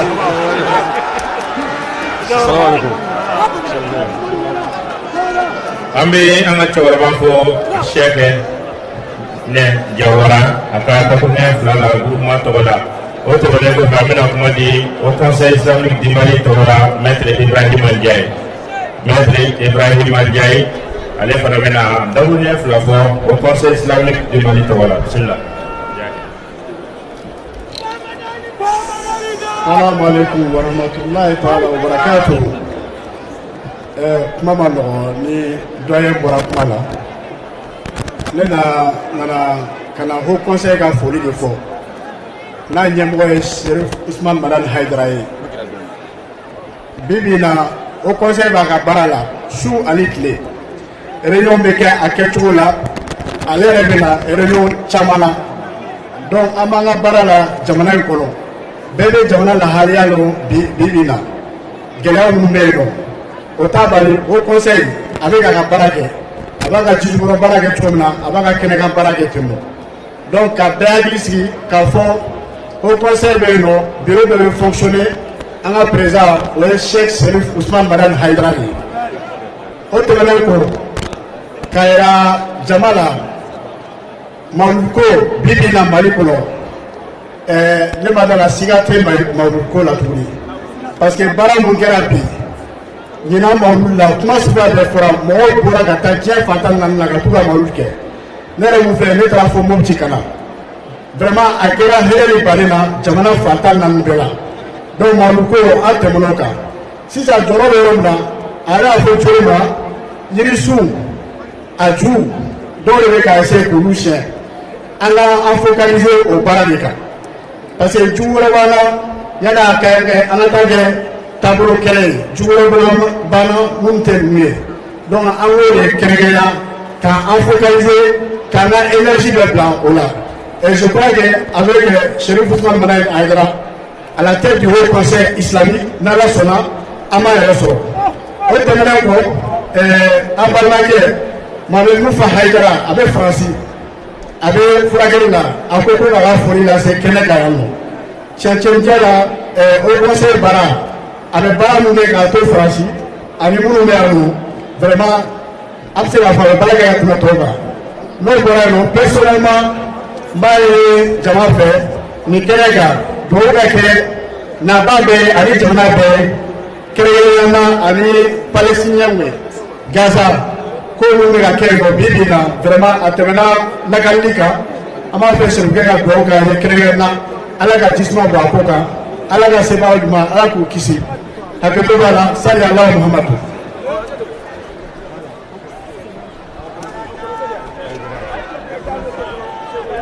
An bɛ Haut Conseil islamique tɔgɔ la ka fa fo Maître Ibrahima Ndiaye o tɛmɛnen kɔfɛ kuma bɛna di Mahamadu Konate ma bangebagaw ka Mahamadu Haidara k'a ka bisimila Konate.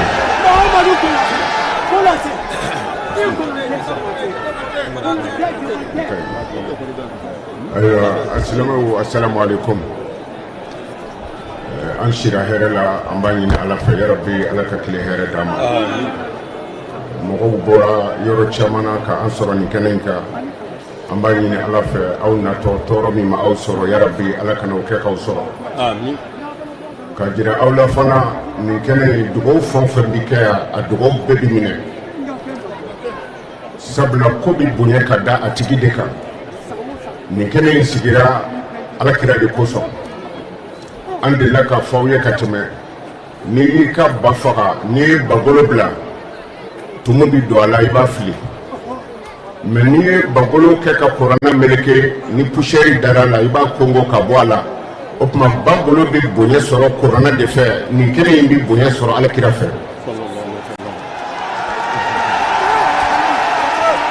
o la n'an bɔra yen an bɛ jamanadenw fo ka ɲini Ala fɛ jamana in Ala k'a basigi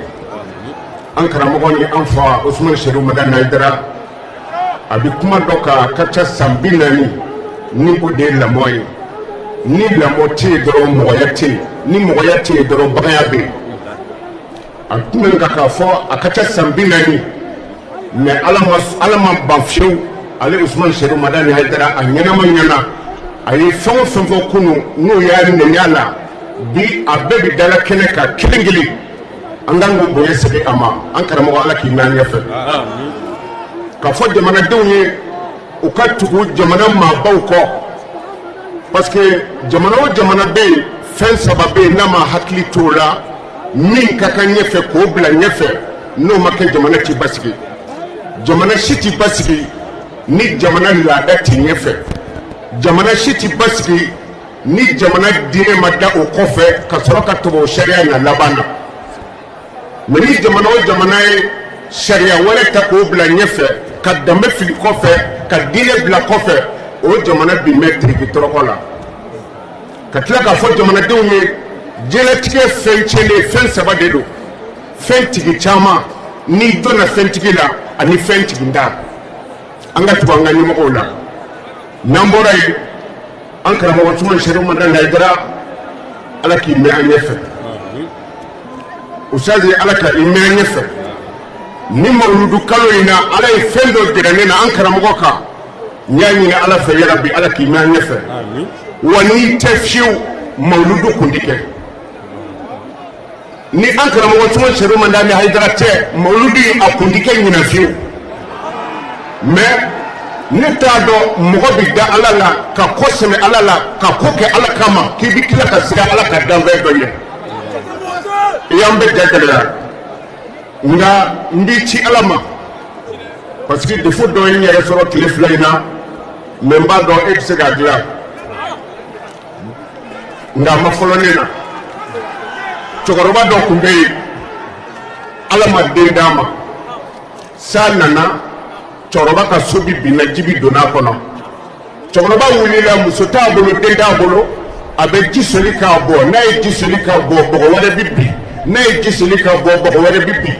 cɛkɔrɔba sɛgɛnna ka sɛgɛn san tilara ka kulu cɛkɔrɔba diminen a bɔra k'i jɔ ala ma a ko ni n sera bi n tigɛli la san mana bilen dɛ ko dɔ ye an sɔrɔ tile fila in na n ye an karamɔgɔ Usumani Sɛrifu Madani Hayidara muruciri ala bolo an karamɔgɔ nana fɔ n ye ko wa man yattaqillaha yaj'al lahu makhrajan wa yarzuquhu min haythu la yahtasib wa man yatawakkal ala allahi fa huwa hasbuhu inna allaha balighu amrihi qad ja'ala allahu li kulli shay'in qadra a ko n k'a wurudi siɲɛ 1000 an y'a wurudi siɲɛ 1000 tile naani ma dafa a hamina ko banna mɔgɔ tɔgɔ fɔ t'a la nka an karamɔgɔ i ni ce ala k'i mɛn an ɲɛfɛ ala k'i mɛn an ɲɛfɛ an ka jamana ala k'a basigi an bɛ tila ka min fɔ mɔgɔw ye karamɔgɔ bonya kama gazon in sanfɛla an k'a to yen mɔgɔ ɲɛ a nalima bɛ min da i kan i jugu kɛkɛman ta da i kan an kana nin kɛnɛ in ka yan gazon in kɔlɔsili de ko don o tuma na an b'a ɲini bɛɛ lajɛlen fɛ ɛ ka kɛnɛ in kɔlɔsi munna ni tɔɔrɔ y'a sɔrɔ an karamɔgɔ b'i lagosi karamɔgɔ lagosila maa o maa sababu la i ti hɛrɛ sɔrɔ minnu y'a neli kunu an ɲɛ b'olu la bi o tuma a y'aw kɔlɔsi gazon in na ala ka san wɛrɛ don an si la ala ka laban ɲɛ ala k'an kunnaja ni ala kira hɔrɔma ye salli ala rasul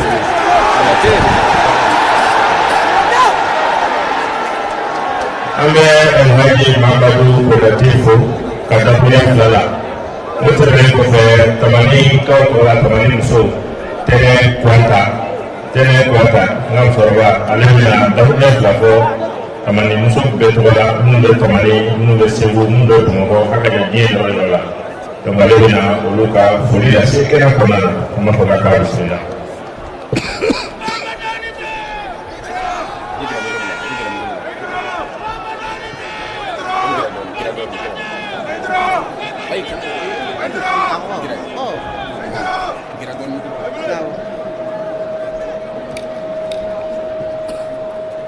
Salam alaikum. Ambade al-Islamo abe salam alaikum. Andle na herela ala kazi herela. Amba fo bani wane ula. Kasega fo bani ane ula. Oba sande kane ula.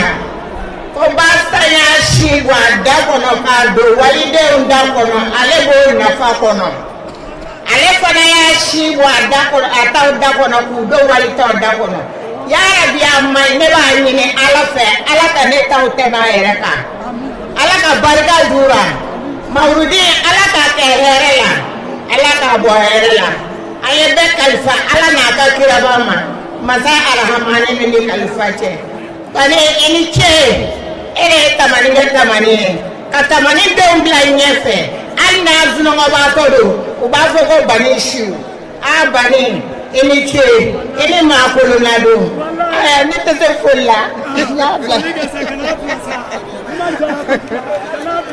Haidara bani Asmu Haidara kaka tɔgɔ saba de ye Haidara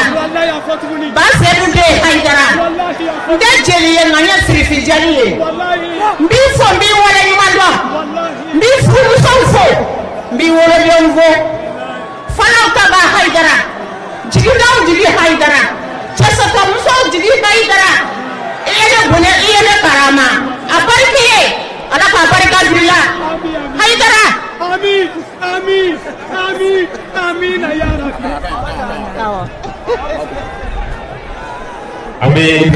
an b'a fɔ tamani muso bɛɛ lajɛlen tɔgɔ la n'o ye Tɛnɛ Kɔnta. O tɛmɛnen kɔfɛ tamani cɛw fana bɛɛ tɔgɔ la tamanikan bɛɛ o kuma dilen don Moulaye Kulibali ma. Saliya Kulibali. Saliya Kulibali. Ali fina furu kan kara. Kulibali bɛ gɛrɛ mɔgɔ la.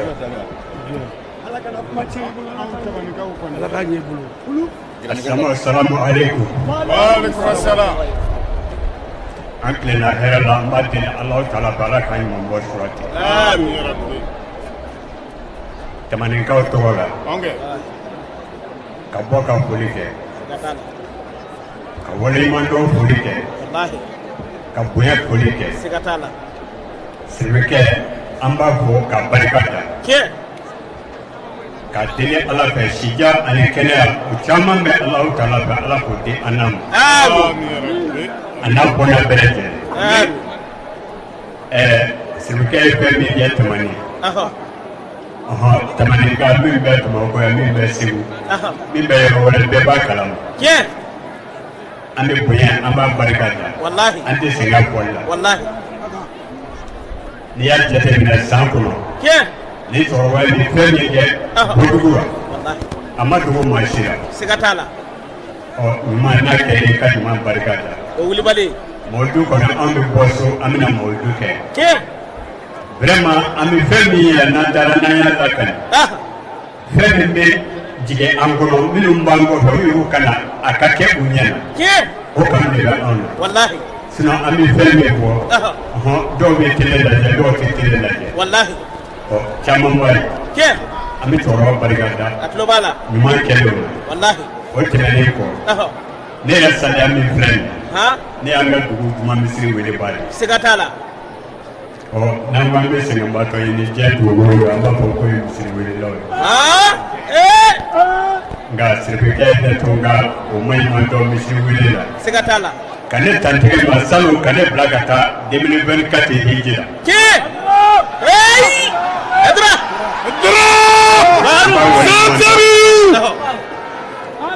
A bɛ wele don min na a y'a sɔrɔ labɛnnen don min na n da ka sunɔgɔ. Telefɔni dalen sonné na n y'a ta k'a da n tulo la. A ko mun sini don ne ko a ko saliya kɛ o ko a ko i b'i labɛn ni carte nina b'i bolo i ka na i ka taa kɔrɔbɛta nɔfɛ. Karamɔgɔkɛ si dilan bonyana ne ma. Walayi n ye fɛn dɔ ye dilan la n ko ne kunkolo ti da e kan. N ma da fiyewu. N sera ɲinɛ fo ka dugu jɛ. Jɛnɛ y'a kɛ siribikɛ. N b'a barika da. A kɛra Ala ye. A sara di Ala ma. Siga t'a la. A b'a fɛ diɲɛ ka kɛ cogo min ye an b'a deli Ala fɛ Ala k'o nɔgɔya n'a ye. Dinɛ a kɔrɔtali ka d'a ye ka se ni ko nin bɔra Ala k'a nɔgɔya n'a ye. N bɛ barika da ye kamani n'a lamini bɛɛ tɔgɔra. Ala ka hɛrɛ k'a n'a ye. Ala k'a n'a dɛmɛ. Ala k'a n'a sutura.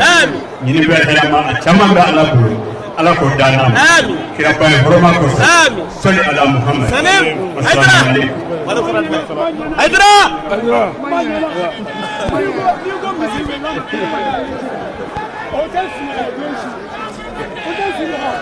An bɛ an ka cɛkɔrɔba fo Saliya Kulibali. Tamanika bɛɛ lajɛlen tɔgɔ la ka nafa bɛɛ lajɛlen fɔ n y'a fɔ cogo min na kumakan de ka ca minnu ni kuma ka kan a ye ne bɛ waatiw cogoya la n b'u surunya ka tila ka yafa dɔw ma o fana ka yafa ma dɔw ka ca an bɛ lajɛlen Ala ka barika don sigi la Seydi Usumani Bakari Hayidara e ka kalan ye ka cɛw jogo dɔ de k'u ladamu.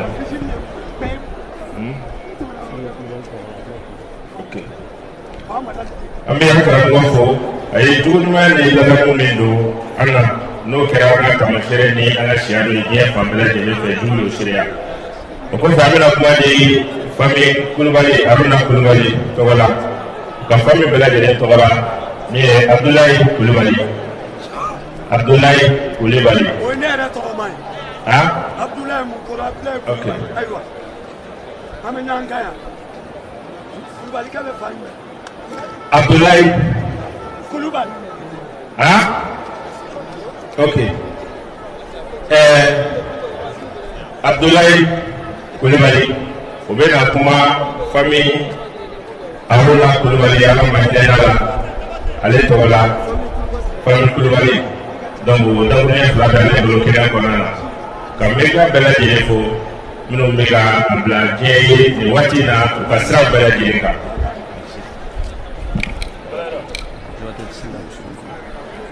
Assalamu alaikum. Haydara! Ha Pakistante! Bahamanalite! Me jama fo. Haydara! Me jama waliɲuman dɔn. Me karamɔgɔ fo. Dante foli min na. Wallahi. An b'a ɲini Ala fɛ. Ala k'a kɔrɔta. Amin. Yarabi. Yarabi a bɛ jama min ɲɛ. Ala k'a se jama in kɔrɔ. Wallahi a bɛ taa kɔrɔ. An b'a deli Alahu subahanahu wa taala fɛ. Den mun b'a bolo Ala ka den ninnu tɛmɛ ala. Amin. Ala k'o ka Ala yɛrɛ bonya. Amin. Mamadu kanu kosɔn. Sabita sini.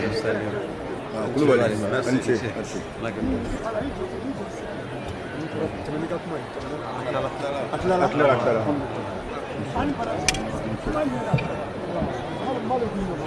Bahamanalite!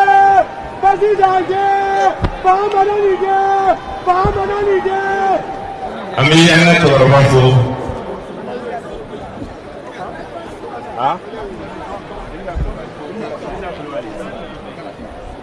Ayiwa ko ka dakuruɲɛ kelen di a karamɔgɔ n'a ka président d'honneur ma Cheikh Dirisa Kulubali ka bɔ Côte d'Ivoire. Kulubali. Voilà.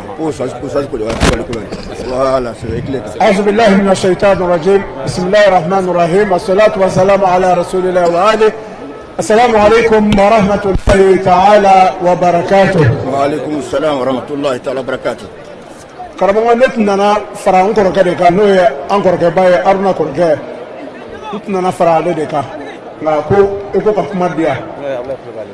Abdulayi Kulubali n tun nana ale de bilasira nka alhamdulillah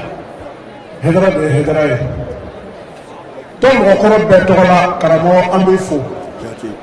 an ka lamɔko ɲuman na 89 ka na se sisan san 36 san 6 i y'an lamɔ bi an bɛ waso an sigiyɔrɔ bɛɛ la bɛɛ b'an bonya e karamɔgɔ hɛdɛrɛ kama karamɔgɔ an bɛ dugawu k'i ye n'i ka denbaya sijan kɛnɛya lafiya garisɛgɛ ɲuman ala k'a di aw ma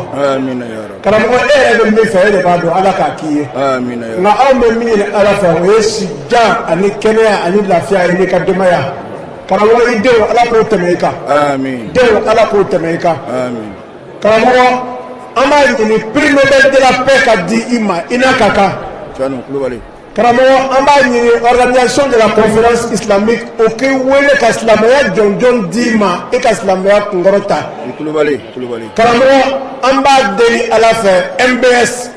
Mohamed bin Salman ala k'a ɲɛ kɛ 4 karamɔgɔ ala ka samara jira an na i ni ce salamu alaikum.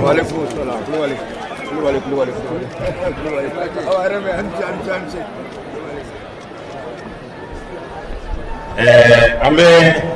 Idrissa Kulubali fo ale ye Côte d'Ivoire président d'honneur ye donc Mawludu in fana comité d'organisation a ye san caman kɛ o baara kɔnɔna na karamɔgɔ de ko ka kuma daminɛ nin to siɲɛ fɔlɔ ye Côte d'Ivoire karamɔgɔ Sidi Bisi k'a la o ma bɔ a kɔnɔ hakili salon Mawludu fana kuma dira a ma kɛnɛ kɔnɔna na an bɛ ala deli ala ka sini kɛnɛya d'a ma karamɔgɔ yɛrɛ fo. Niger ɲɛmɔgɔ de tuguni na sisan Niger koko de tuguni na sisan jumɛn na ni ka kuma na sisan awɔ Niger ok Niger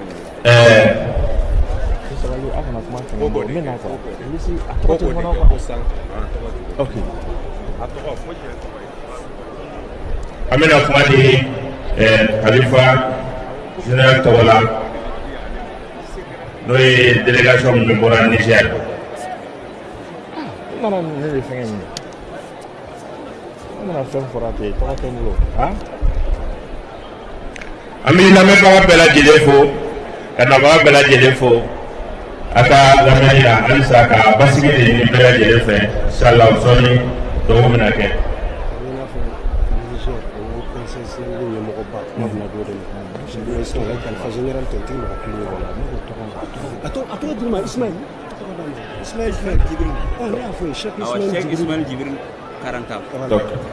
إذا نؤتي الكلمة لرئيس الجمعية الإسلامية في جمهورية النيجر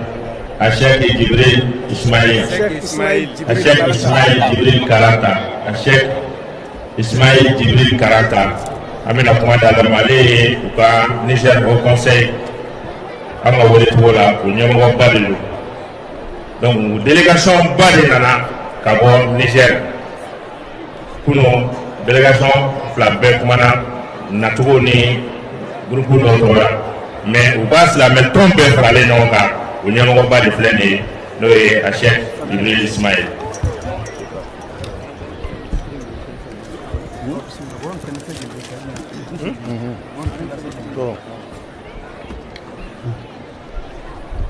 السلام عليكم ورحمة الله وبركاته. إن قيل لي من ذا يسوقك في الورى فأقول إني عاشق لمحمد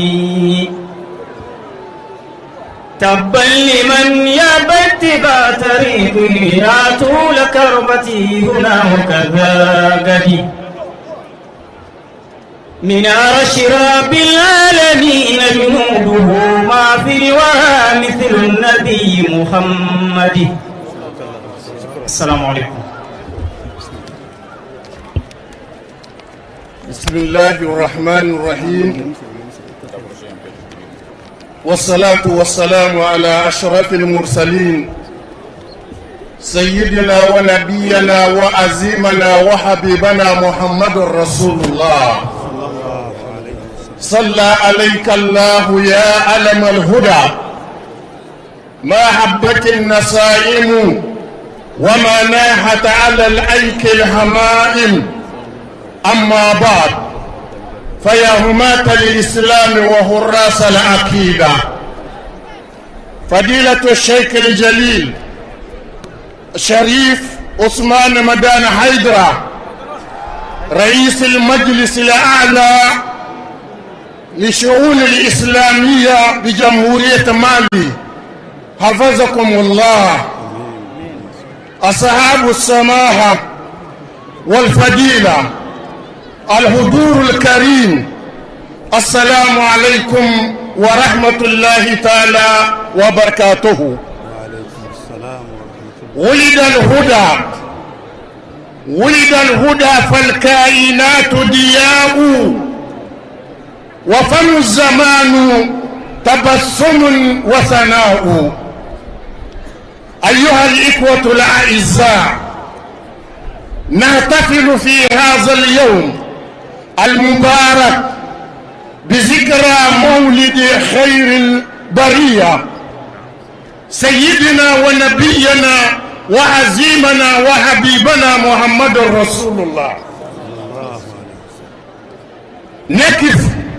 وقفة تأمل واعتزاز لنستعبر فيها معاني الرحمة والعدل والوحدة التي جاء بها في هذا النبي العظيم. يقول الحق سبحانه وتعالى في كتابه الكريم وما أرسلناك إلا رحمة للعالمين. فما أعظمها من رسالة وما أكرمها من مولد وما أسمى أن نستلهم من هذه الذكرى دروسا في بناء الإنسان والمجتمع. وإنه لمن دواء الفخر والسرور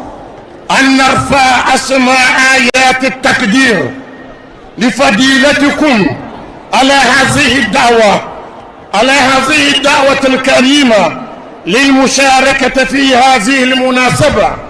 العزيمة، وهذا دليل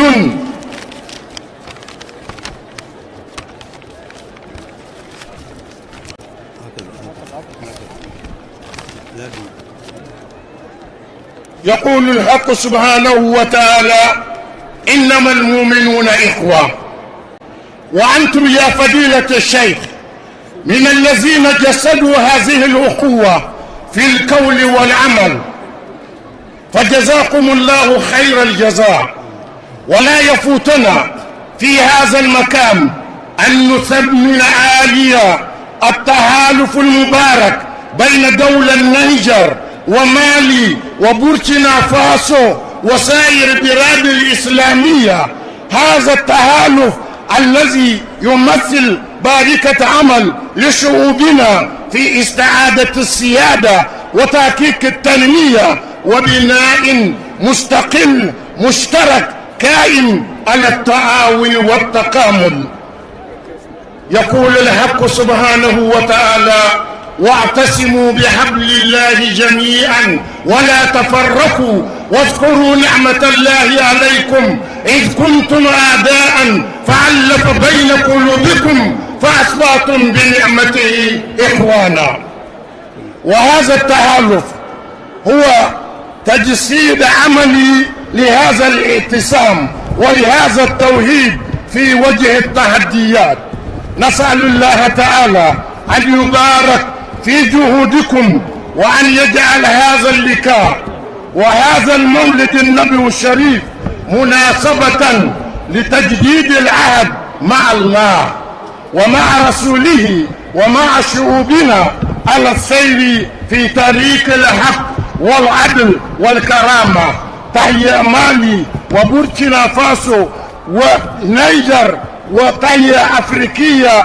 وسائر البلاد الإسلامية. والسلام عليكم ورحمة الله تعالى وبركاته. ونسأل الله سبحانه وتعالى أن يبارك لنا في بلداننا. اللهم استرنا بسترك الجميل. اللهم أمننا في بلداننا. اللهم من أرادنا بشر فسلط عليه سيف انتقامك يا جبار. اللهم ارمي الظالمين بالظالمين واخرجنا من بينهم سالمين. وشكرا.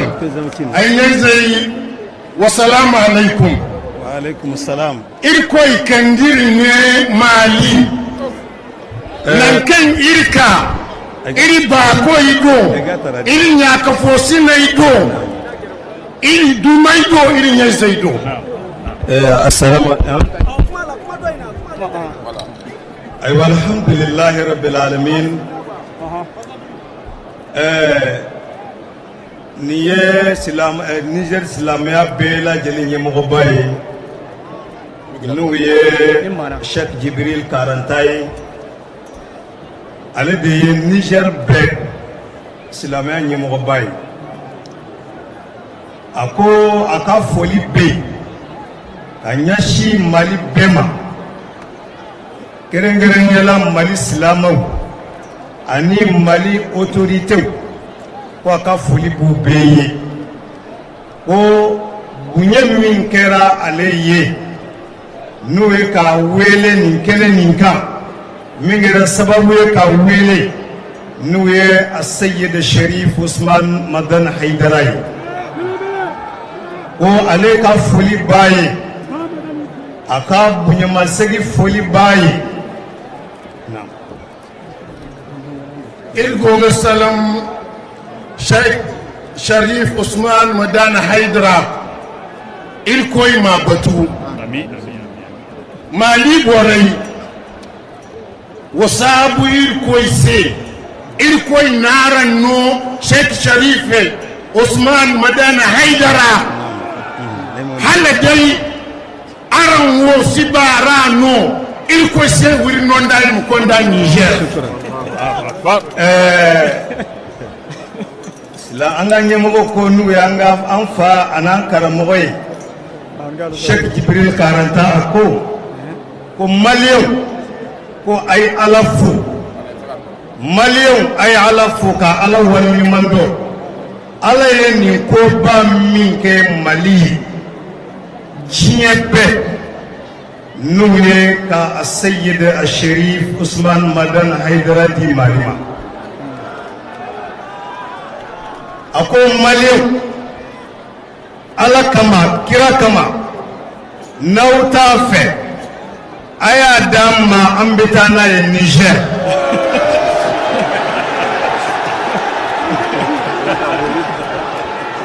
Amma zakan Mali bɔra i ka baara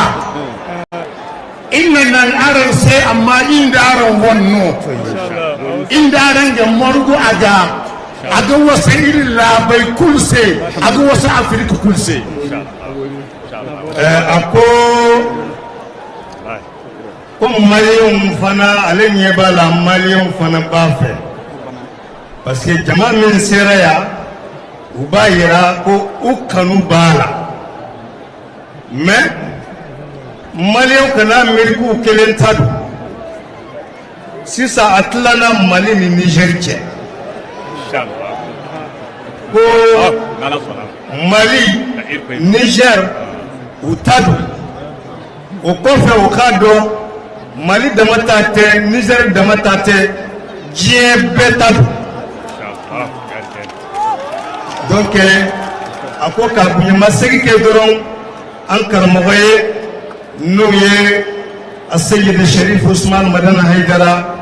ani Seyid Ahmad Tidiane Haidara a ye u y'a wele mais o sababu kɛra ne de ye karamɔgɔ ka tɔgɔ di délégation ye ka taa Niger ka taa waajili kɛ ne ye a ɲɛfɔ a ye ka karamɔgɔ ɲɛfɔ a ye ka karamɔgɔ ɲɛfɔ Tijaniyaw ɲɛmaa ye o fana ko olu y'a faamu k'a ye jama min bɛ yen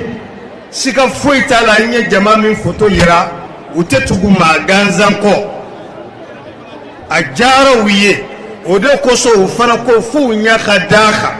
mais u nana ye cogo min na ko siga foyi t'a la fo a ka taa sigi Niger de. Wassalamu alaikum. Sheikh Ousmane Haidara hunkuna dange il koydi ya nogo il gamara miyo Allahu akbar zami il koydi ya goyeyi no agogate fa rasul sallallahu alayhi wa sallam جاء ليوحد الصفوف لا ليفرق الصفوف شيخ حيدرا انا الدنيا كل مرغو ان بوريتي افو ilkoydiyane nga al'umma si margu dare yarra yadinga fonda kambon Sheikh Haidara go ki fonda no bore me yadaga ako ale be foli ke toujours an karamoye aye jama jere bi ale silimbe ale jolimbe kele min kaya abe comme kira de sigilen bɛ ale ɲɛkɔrɔ ko ale ɲɛ tɛ foyi la nin kɛnɛ nin kan fo a ɲɛ bɛ kira de la sallallahu alaihi wa sallam a ko mais munna mun b'u yira ko parce que kira ye mɔgɔ jɛyɛrɛ de kira ma mɔgɔ faranfara o tuma ni kira ye ni karamɔgɔ ye mɔgɔ jɛyɛrɛ ko a ye kira de lategi a bɛ kira jɔyɔrɔ de la ko bɛɛ k'i janto a la k'a dɔn kira de b'an cɛ ma diɲɛ kɔnɔ bi wasalaamu aleykum wa rahmatulahi wa barakatuh. Allah.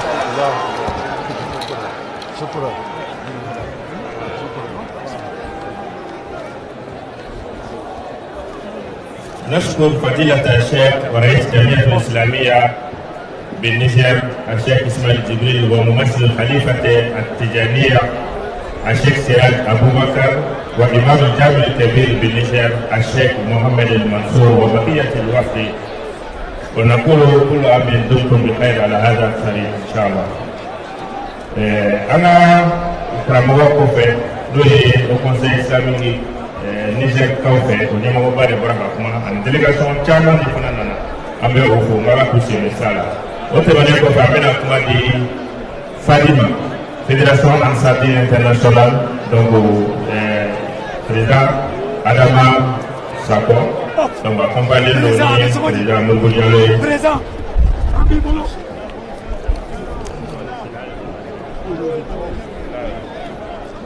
أعوذ بالله من الشيطان الرجيم بسم الله الرحمن الرحيم السلام عليكم ورحمة الله تعالى وبركاته ولا أمي على تنوك على بركاته كان نماني كسيني على تكاكال كتير محمد كان أنا سودينغو أنا كسابينو ناموراي أمي دو كان كسابو يماني أسير شريف عثمان مدن هيدرا شجام بركما على كداما على كولوسي على كالاتنا أنا كتيما بلا جني ناموراي أمام باوفو ala k'u kɔlɔsi ala k'u lakana Ansar Dine International tɔgɔ la an bɛ bɔ ka foli kɛ bi wulada in na jama bɛɛ lajɛlen ye min ye karamɔgɔ kanubagaw ye ani karamɔgɔ teriw n'a balimaw ye kɛrɛnkɛrɛnnenya la au conseil islamique membre bɛɛ lajɛlen an b'o fɔ k'u barikada groupement leader islamique bureau bɛɛ lajɛlen an b'o fɔ k'u barikada k'u waleɲumandɔn karamɔgɔ kanu ni karamɔgɔ dɛmɛni na n'an bɔra yen an bɛ Ansar Dine jamana 40 bɛɛ lajɛlen ka laseli de kɛra wulada in na ka ɲini ala fɛ ala ka karamɔgɔ kɔrɔta jamana 40 bɛɛ lajɛlen tɔgɔ la an bɛɛ lajɛlen jɛna ka nin dugawu kelen kɛ karamɔgɔ ye ko ala ka karamɔgɔ kɔlɔsi ala ka karamɔgɔ latanga n'an bɔra yen an bɛ dugawu kɛ nabaga bɛɛ mɔgɔ min bɔra jamana o jamana kana ni ma du ina karamɔgɔ fɛ Bamakɔ yan an b'o fɔ k'u barikada u nana hɛrɛ la ala k'u bɛɛ lajɛlen sigi hɛrɛ la san caman bɛ ala bolo ala ka o di an ma an ka misiriba min ye ni Ansar bɛɛ lajɛlen kɛlen bɛ k'an bolo di ɲɔgɔn ma Mazar Sherifula misiri karamɔgɔ ye dugawu kɛ an ye min na n'ala sɔnna misiri a bɛ ban teliman na comme karamɔgɔ yɛrɛ mako b'ala cogo min na o kɔfɛ an bɛ dugawu ɲini karamɔgɔ fɛ jamana caman ko fana bɛ chantier la u ka jamanaw na donc o chantier ninnu u bɛ se ka fanga sɔrɔ k'a ban cogo min na pour que o ka jamana ka se ka wasa ni silamɛya ye an b'o dugawu ɲini karamɔgɔ fɛ jamana 27 ye kɛnɛ sɔrɔ ɲinan ani jamana tɔw caman ka délégation fana ye kɛnɛ sɔrɔ ko karamɔgɔ ka dugawu k'o ye ala bɛ se ka baara sabati u bolo cogo min na u ka sigiyɔrɔ bɛ se ka kɛ lafiya u ma cogo min na an b'a ɲini ala fɛ ala k'u kɛ o la kuma wɛrɛ tɛ an bolo dugawu kɔ ka ɲɛsin karamɔgɔ n'a ka denbaya ma ka ɲɛsin ni jamana ma an b'a fɔ ko vive l'islam vive le Mawlud vive Cherif Ousmane Madani Haidara vive l'Ansar Dine International assalamu alaikum wa rahmatullahi ta'ala wa barakatuh ala ka san wɛrɛ yir'an na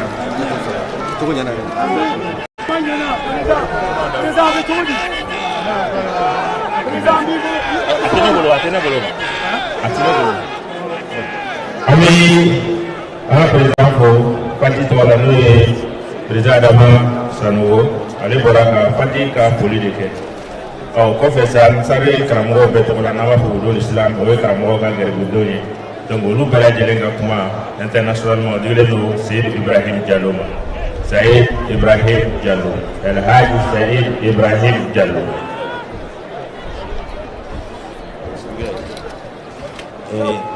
An bɛ ala fɔ k'a tɔnɔ ka barikada k'ala waleɲuman dɔn an karamɔgɔ ɲɛkɔrɔ wulada in na Asegi Cherif Ousmane Madani Haidara. Cherif Ousmane Madani Haidara i ka kalandenw diɲɛ kɔnɔ n'a bɛ wele o du jamana 40 kɔnɔ bi u bɛɛ ko an ka jɔ yan Mohamed Lamine Thiam tɔgɔ la ka i fo k'i ni ce. Cherif Ousmane Madani Haidara adamaden mana e ye ɲɛ yɛrɛ la a tigi kan ka ala dɔn an k'o de la el adawa walmakid la tughni shay'an min iradatillah ala ka latigɛ ani ala mago b'a la min ka kɛ ko juguya tɛ se k'o bali fɛɛrɛ jugu tɛ se k'o bali. Cherif Ousmane Madani Haidara e yɛrɛ yeli ɲɛna a bɛ dusu don anw na n'an y'i ye an ɲɛna a b'an bila diinɛ na an ka jɔ mɔlidu 41 na an filɛ o kɛnɛ kan mɔlidu 41 n'i y'o segi sisan a kuma ka ca an b'i fo k'i ni ce layidu min b'i ni anw cɛ o de ye fadayna al-huda bil mali wan nafsi kayfata wa lan nanqusal aymani nafsal munafiq i ɲɛna an ma bi e kama an bɛ se ka waso n'an jogo ye e kama bi an n'an ɲɔgɔnnaw man kan jogo ɲumanya na e de kɛra an jigi ye ka k'an fa ye ka k'an ba ye an ka se ka jɔ kalandenw bɛɛ ko k'i fo o la layidu min b'an n'i cɛ saya de b'a fara Seydou Ousmane Madani Haidara ko k'o f'i ye nin kɛnɛ in kan i ka kalandenw min ye ɲɔgɔn sɔrɔ yan wajulukɛlaw la o de bɛnna mɔgɔ 1,891 wajulukɛla 1,891 o de bi yan ɲina wajulu min sera ka kɛ o bɛnna wajulu 67,371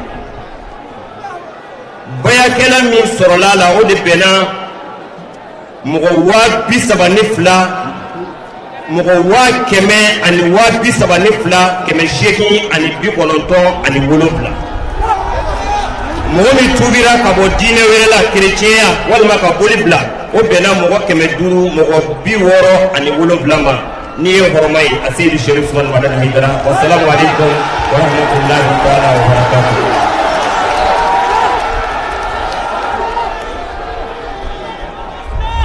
an bɛ Elhaji karamɔgɔ Seydou Diallo fo olu bɛɛ lajɛlen tɔgɔ la ani minnu ye senna bila ka na kuma nin lase sisan éléments dɔ bɛ yan minnu kɛ n'o ye association an ka kɛ an yɛrɛ ye donc o fana ye jɛkulu min ni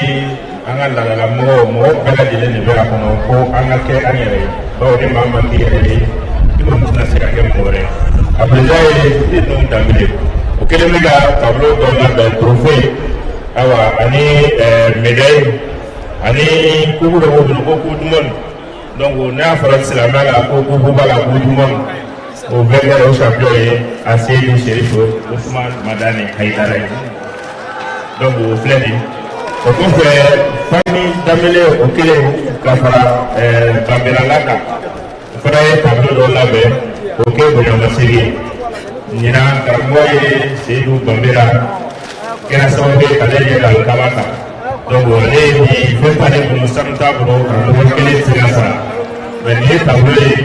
ko bere o ye tɛmɛna bere ye karamɔgɔ sigilen bɛ tiɲɛ de kan donc dibi bɔra cogo o cogo don dɔ la dugu bɛ jɛ ala kɛra cira de ye ka na mɔgɔw bɔ filiw la o dibi la ka taa n'o ye ka da yɛlɛ la o tableau o ye Banbera ani tableau ka bɔ Segu olu ka tableau ye k'a di kɛnɛ kɔnɔna na donc fo k'a lasɛbɛn an karamɔgɔ ma Seydou Ousmane Madani Haidara voilà Baba Kulibali ale de bɛna o latɛmɛ Baba Kulibali o de bɛna an ye trophée min fɔ ka fara médaille kan ani kuku voilà kuku dumuni yɛrɛ de y'o ye ni jabate ale de ye ka karamɔgɔ Seydou Ousmane Madani Haidara fo e tɛ se ka fo ka ban bari kuma o kuma n'i ye fɛn min kɛ maa min ye ala kama n'o tigi ko k'a bɛ gɛrɛ i la k'o walimadɔn ni sibiri kelen e bɛ nɔgɔɲɛ kelen don i n'a cɛ ni min ko k'a bɛ gɛrɛ ni sibiri nɔgɔ ye i bɛ bolodaɲɛ kelen don i n'a cɛ Haidara k'i fo cɛw dilanni na ani cɛw ladamuni na an karamɔgɔ bɛ yan nɔ n'o ye Balidi Jabate ale delila k'a fɔ karamɔgɔ tɔw ye sɛnɛfɛnw ta dɔw ye malo ta dɔw ye jaba ta dɔw ye kaba ta mais sɛnɛfɛn bɛɛ ye n'a sɛnɛ waati n'a sɛnɛ yɔrɔ don mais Seydou Ousmane Madani Haidara k'e ye hadamadenw de dan e cɛw de dan cɛw ti kan ka ban donc nin ye o tableau ye médaille ye bonyamasegin dɔw ka fɔ an ka kɛ an yɛrɛ ye an ka kɛ an yɛrɛ ye o kumakan in a diinɛ kɔnɔna na k'a misaliya ta diinɛ kɔnɔ k'a yira bɛɛ la k'a fɔ mɔgɔ tɛ kɛ foyi ye ni yɛrɛ tɛ min fɔra an ɲɛna o ye ka don silamɛya la mais an bɛ don silamɛya la n'an ka kan ye an bɛ don silamɛya la n'an ka laada ye an bɛ don silamɛya la n'an ka danbe ye k'an ka k'an yɛrɛ ye kuma dɔ n'a ko ten n'a fɔra ko bɛɛ ka yɛlɛma ka kɛ sugu wɛrɛ ye i ka mɔgɔ kɔnɔ jɔn bɛ kɛ e ye fɔlɔ n'i ma mɔgɔ sɔrɔ min bɛ kɛ e ye i si bɛ tunun a ye taara k'i fo u ka wale ɲuman dɔn na n'i ka baaraw la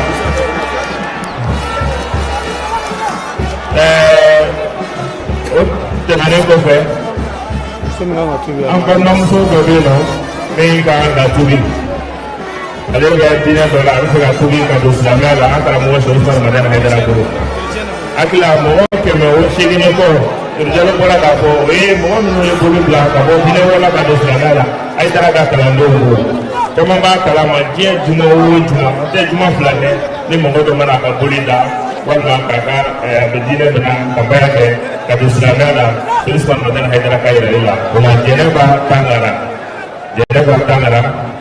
donc ale de filɛ nin a bɛ gɛrɛ micro la inchallah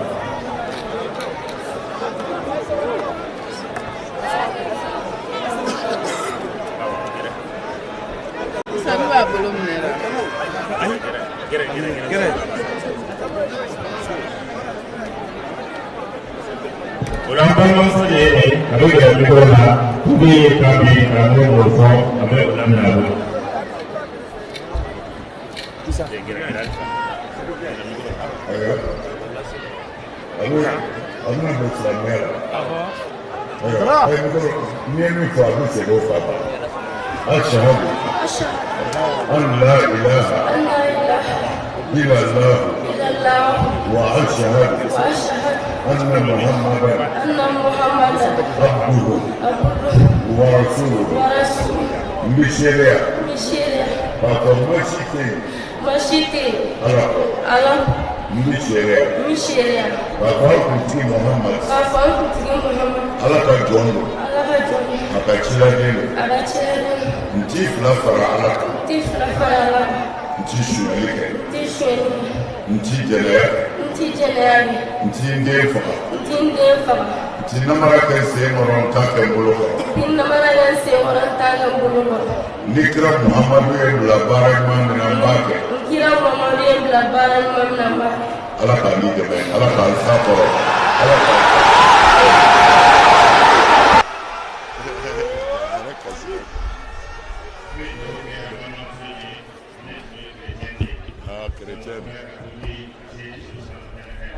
alhamdulillah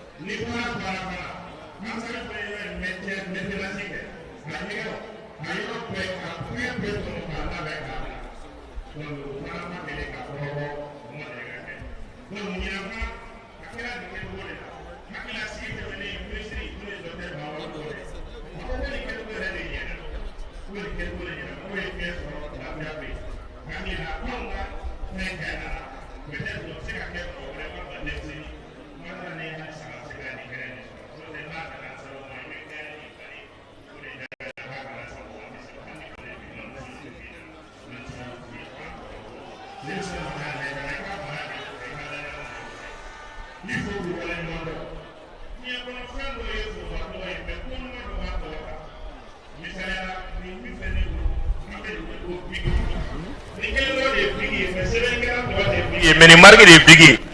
ngani ko bigi sanga diano beben taga dima akra modeli sugo sugo ko bigi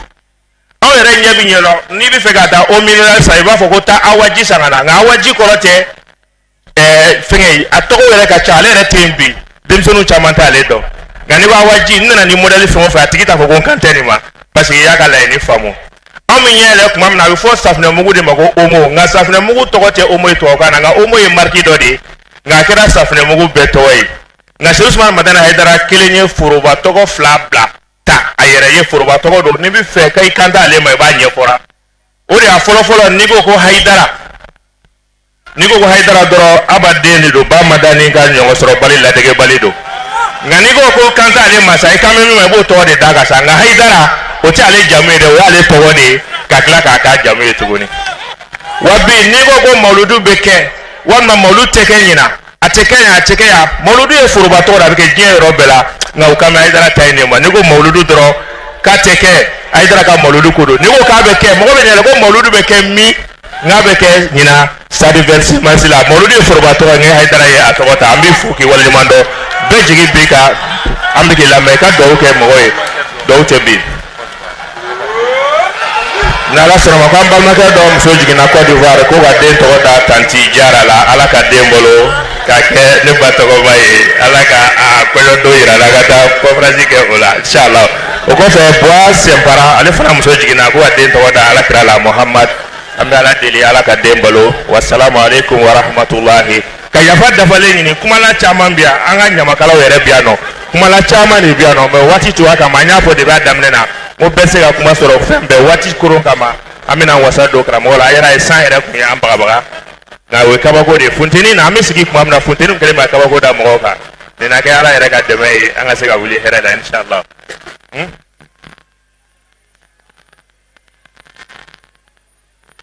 Tamadani de basitande alimu chetani flamode tamani kuna wolo barawuli kuna wolo segu kuna wolo farafina kuna wolo farajala kuna wolo Aminata Haidara de Aisha Haidara de Musa Haidara de Bokari Haidara de Muhammad Haidara de Tamadani de basitande magoroba de basitande Asita Haidara de bafune che Daniele Jara che Daniele Fatmata che Daniele Aisha che Daniele Tanti Halima Dakamaisa ale che Daniele ale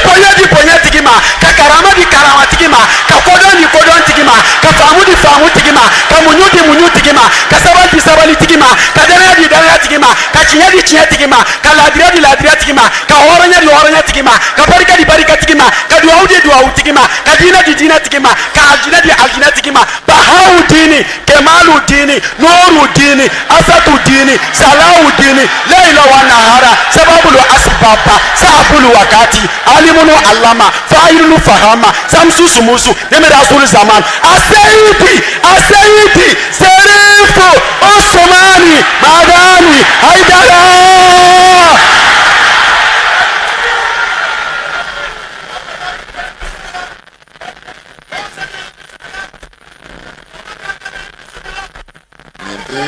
kuma nɔgɔyara yan nɔ ka yafa deli fɛ yafa ɲini fɛ donc ka jira nɔ ka kuma latɛmɛ sanfɛ inshallah ala ka bɛn sababa ma dɔw min bɛna kɛ ala ka minɛ kira n'a sobonya kama sɔli ala muhammed.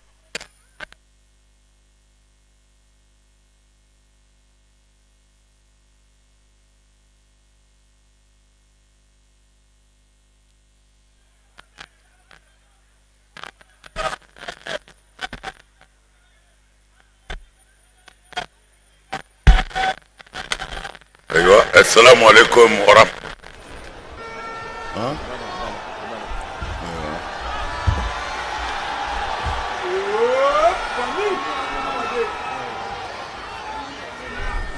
An tɛna kuma janya Abdulayi na bishara dɔ de bɛ an karamɔgɔ dɔ y'a fɔ n ye ko n ka mawuludu jama nisɔndiya ko ala ye min jira a la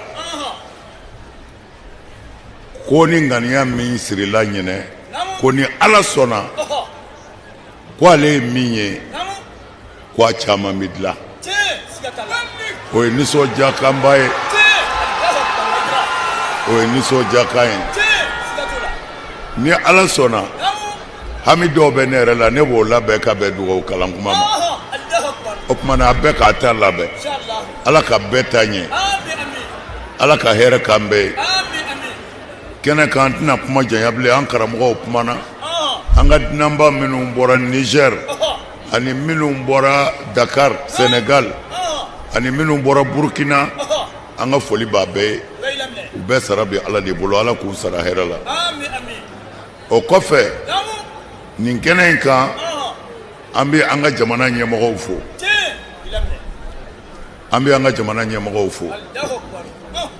u cɛsirila u ye mawuludu bonya maa o maa n'i ye mawuludu bonya ala b'i bonya siga t'a la fiyewu u y'a dɔw chômer ka tila a bi sara an b'u fo k'u waleɲuman dɔn u y'o min kɛ faso denw ye ko u ni ce o kɔfɛ u y'an ka finitigiw bɔ polisiw gendarmerie militaire ka taa se protection civile mɔgɔw ma u y'u bɔ ka Bamako yɔrɔ bɛɛ minɛ mɔgɔw bɛ se ka kisi sira kan cogo min na ni ala ka diɲɛ ye baara bɛ se ka ɲɛ cogo min na u y'u seko k'a la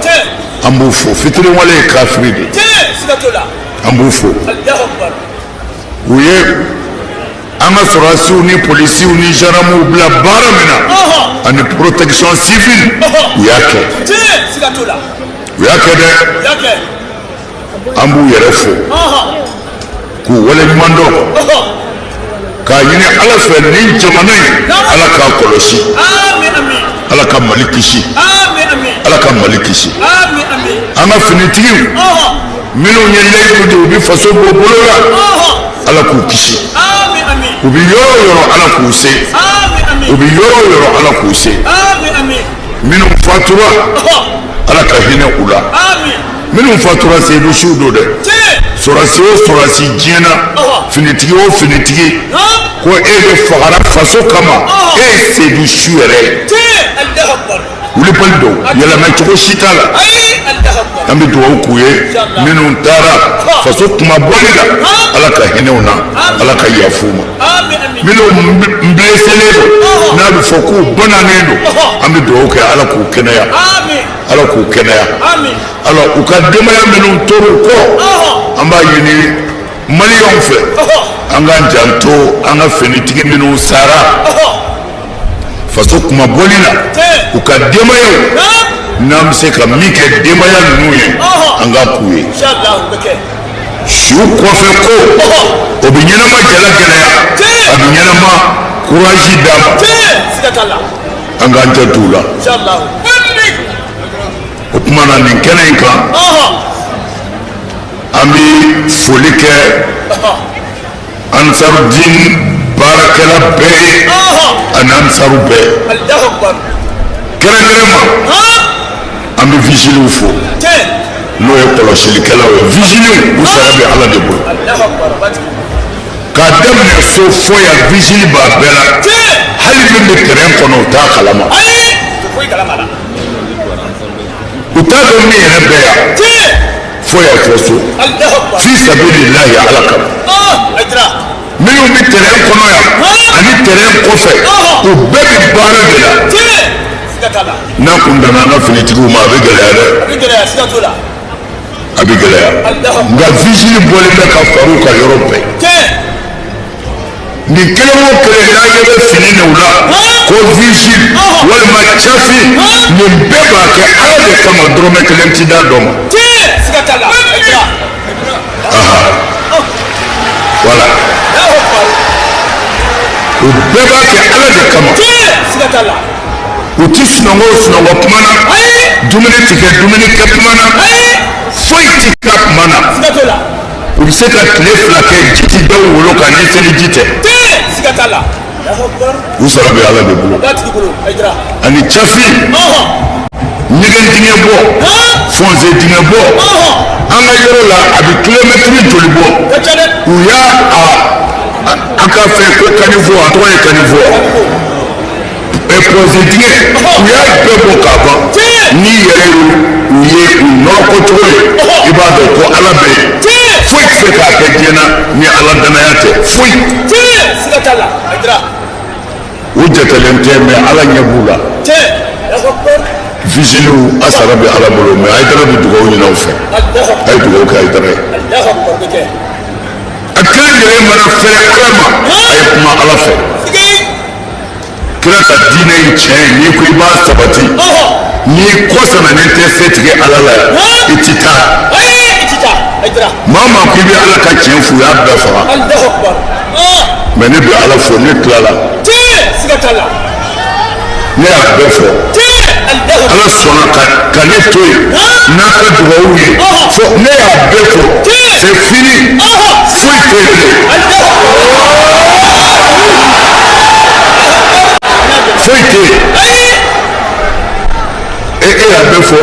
i ye mun ni mun fɔ kuma fila dama n'i kun ye silamɛ ye i tilen wa a banna n'i kun ye silamɛ ye i tilen wa dɔwɛrɛ tɛ yen ne ye silamɛ ye walimuso to a tigi bolo ne ye silamɛ ye hasidiya dabila ne ye silamɛ ye hinɛ mɔgɔ wɛrɛ la ne ye silamɛ ye kerecɛn dɛsɛlen a ta i ka mobili la i ka taa furakɛ dɔgɔtɔrɔso la n'i taara k'a to i bɛ taa jahanama kɔnɔ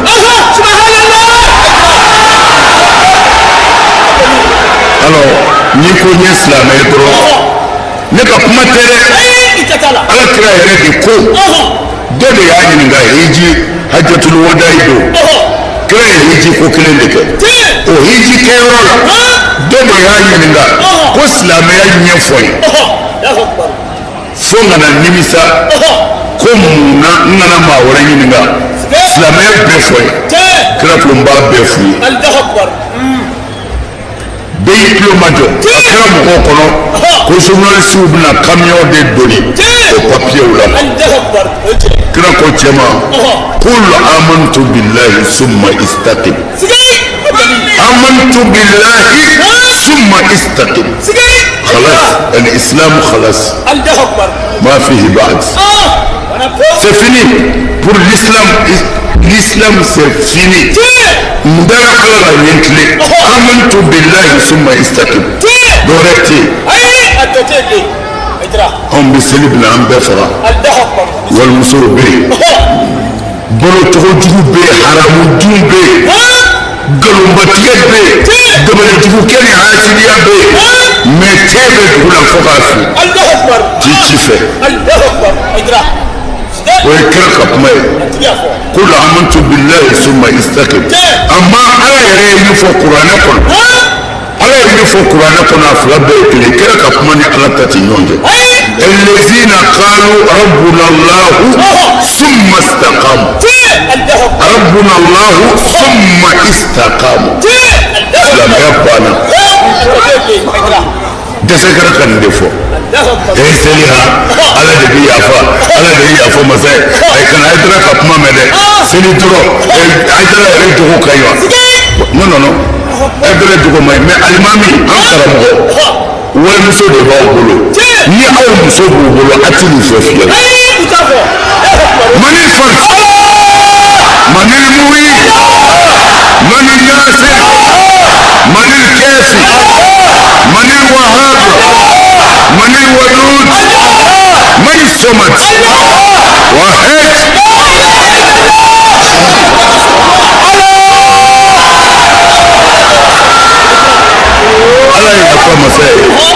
ala ya fa masai wal tabu bibulu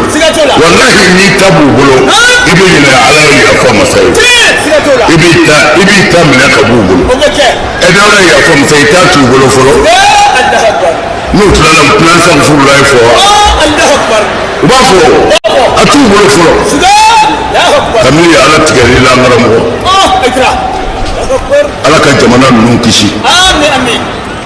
anga demsenu nga tondo be ko ACD bangonna ni demsenu nunde farala bangonika comme un kono pour que mo ko se dalla halif le bon fait sombi ka ko ta ki itu ki mo ko sa mais ni demsenu nun farala yonka alhamdulillah Allah fi rabbina ala ka jey o denmisɛnnin kelen pour que sira ka se ka bɔ banwani na bi an ka yɔrɔ la nin denmisɛnnin ninnu de b'u ka baara bila ka si u ɲɛna ka tile u ɲɛna pour que mɔgɔw ka se ka tɛmɛ ka circulation ɲɛnabɔ a se de u sara bi ala bolo zan a ka cɛ tɔgɔ ye di zanbala a ye misi saba d'a ma ko fila y'a ta ye ko kelen ko a y'o di u ka bulonba wa mun ko a y'o di o tɔgɔ la ala ka zanbala sara an b'aw bɛɛ fo k'aw bɛɛ wale ɲuman dɔn an bɛna dugawu kɛ ayiwa a b'a ka hamiw labɛn u ko ɲinɛn tɛ yen an n'a lakali ɲɔgɔn ye inshallah an ka karamɔgɔ sufi adama ale ka mɔgɔ an bɛ yɔrɔ o yɔrɔ bɛ yen an bɛ yan o an bɛ diɲɛ yɔrɔ o yɔrɔ sufi adama ka mɔgɔw bɛ yen an ni adama cɛla saya de y'an fara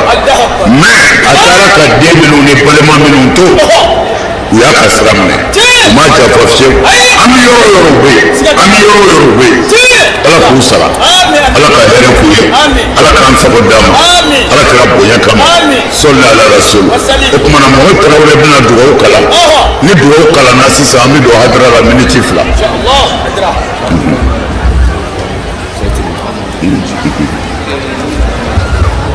Bismillahirrahmanirrahim. Allahumma salli ala sayyidina Muhammad wa alihi. اللهم صل وسلم على سيدنا علي كرم الله وجهه عليه اللهم صل على سيدنا فاطمة محمد وآله آمين اللهم صل على حبيبك الكبرى آمين اللهم صل على حسن المجتبى وآله آمين اللهم صل على حسين شهيد كربلاء وآله آمين اللهم صل على إمام زين العابدين وآله آمين اللهم صل على قمران حيدر التماني وآله آمين اللهم صل وسلم على مرشد الداعي إلى الكتاب والسنة سيد الشريف عثمان مدن حيدر وآله آمين اللهم بحقهم وحرمتهم نسألك آمين اللهم إنا قد حضرنا مولد نبيك آمين وصفوتك من خلقك فافد علينا ببركته كلا العز والتكريم وأسكننا بجواره جنات النعيم ومتينا بالنظر إلى وجهك الكريم وأجرنا من عقابك العليم بفضلك وجودك وكرمك يا أرحم الراحمين. اللهم إنا نسألك بجاه مصطفى وبآله أهل الصدق والوفاء وبسابه الأبرار والشرفاء. اللهم كن لنا عونا ومعينا ومسعفا وبوئنا من الجنة قصورا غرفا. اللهم إنا نسألك بجاه النبي المختار وآله الأخيار أن تكفر عنا الذنوب والأوزار وننجينا من جميع المخاوف والأخطار وتقبل منا ما قدمناه من يسير أعمالنا في السر والإجهار واغفر لنا ذنوبنا إنك عزيز غفار. بلغ اللهم وأوصل ثواب ما قرئ بتمامه وكماله من هذه القراءة الشريفة والمولد الشريف زيادة في شرف نبينا محمد صلى الله عليه وسلم ثم في شرف آله وأصحابه وآل بيته الطيبين الطاهرين رضوان الله تعالى عليهم أجمعين. وإلى روح أبينا آدم وأمنا حواء وما تنسل منهما من الأنبياء والمرسلين صلوات الله عليهم أجمعين. وصدقة جارية من جنابه المكرم صلى الله عليه وآله وسلم إلى روح من كانت تلاوته شريفته لأجلهم وسببهم وجهتهم وأنت أعلم بهم منا خاصة وعلى قبورهم منك النور نازل مولانا رب العالمين. وأوصل اللهم الصواب هذه التلاوة منا إليهم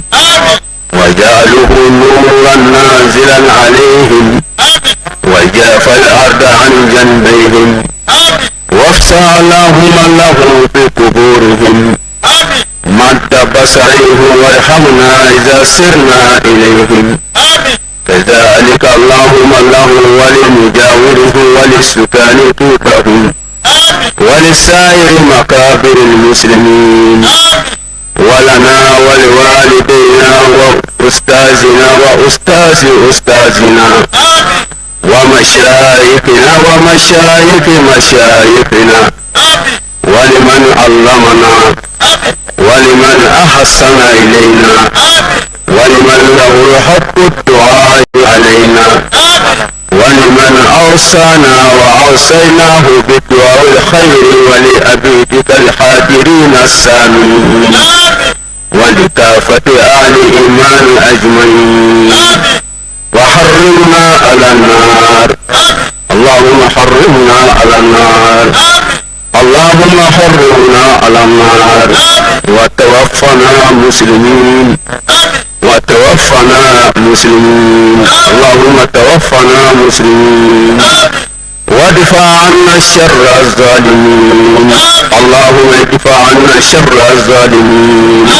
اللهم ادفع عنا شر الظالمين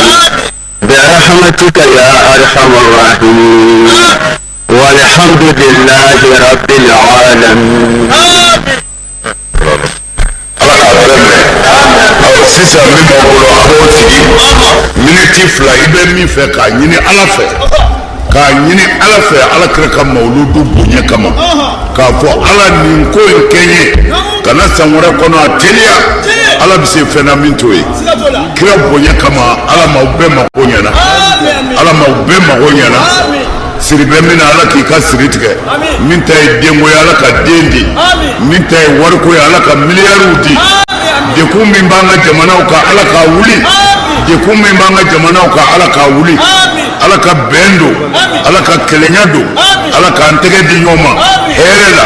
silamɛya y'o min ɲini ala k'o ɲɛ an bolo o tuma na miniti 2 b'aw bolo min filɛ ka min fɔ ala ye o k'o fɔ an bɛ sɔrɔ ka dugawu kɛ.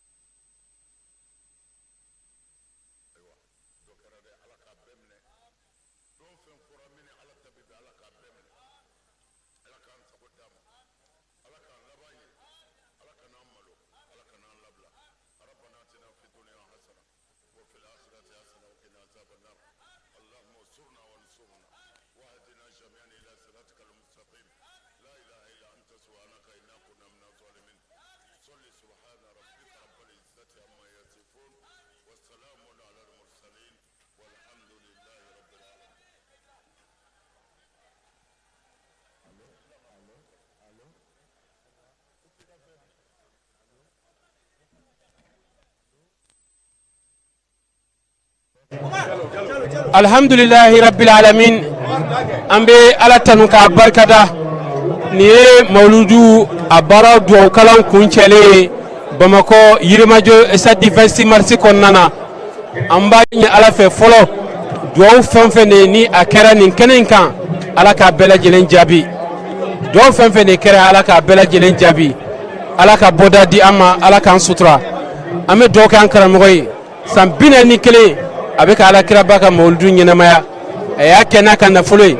aya kena ka keneye aya kena ka doni aya kena ka sei amba nyini ala fe sambina ni chama be ala bulu ala ka shidi karamo kay ma ka se ko ke jamana munu ye nyogon soro jamana in kono ya kana mauludu ke u ye do munu ke u ka dugu ye ala ka bela jele mine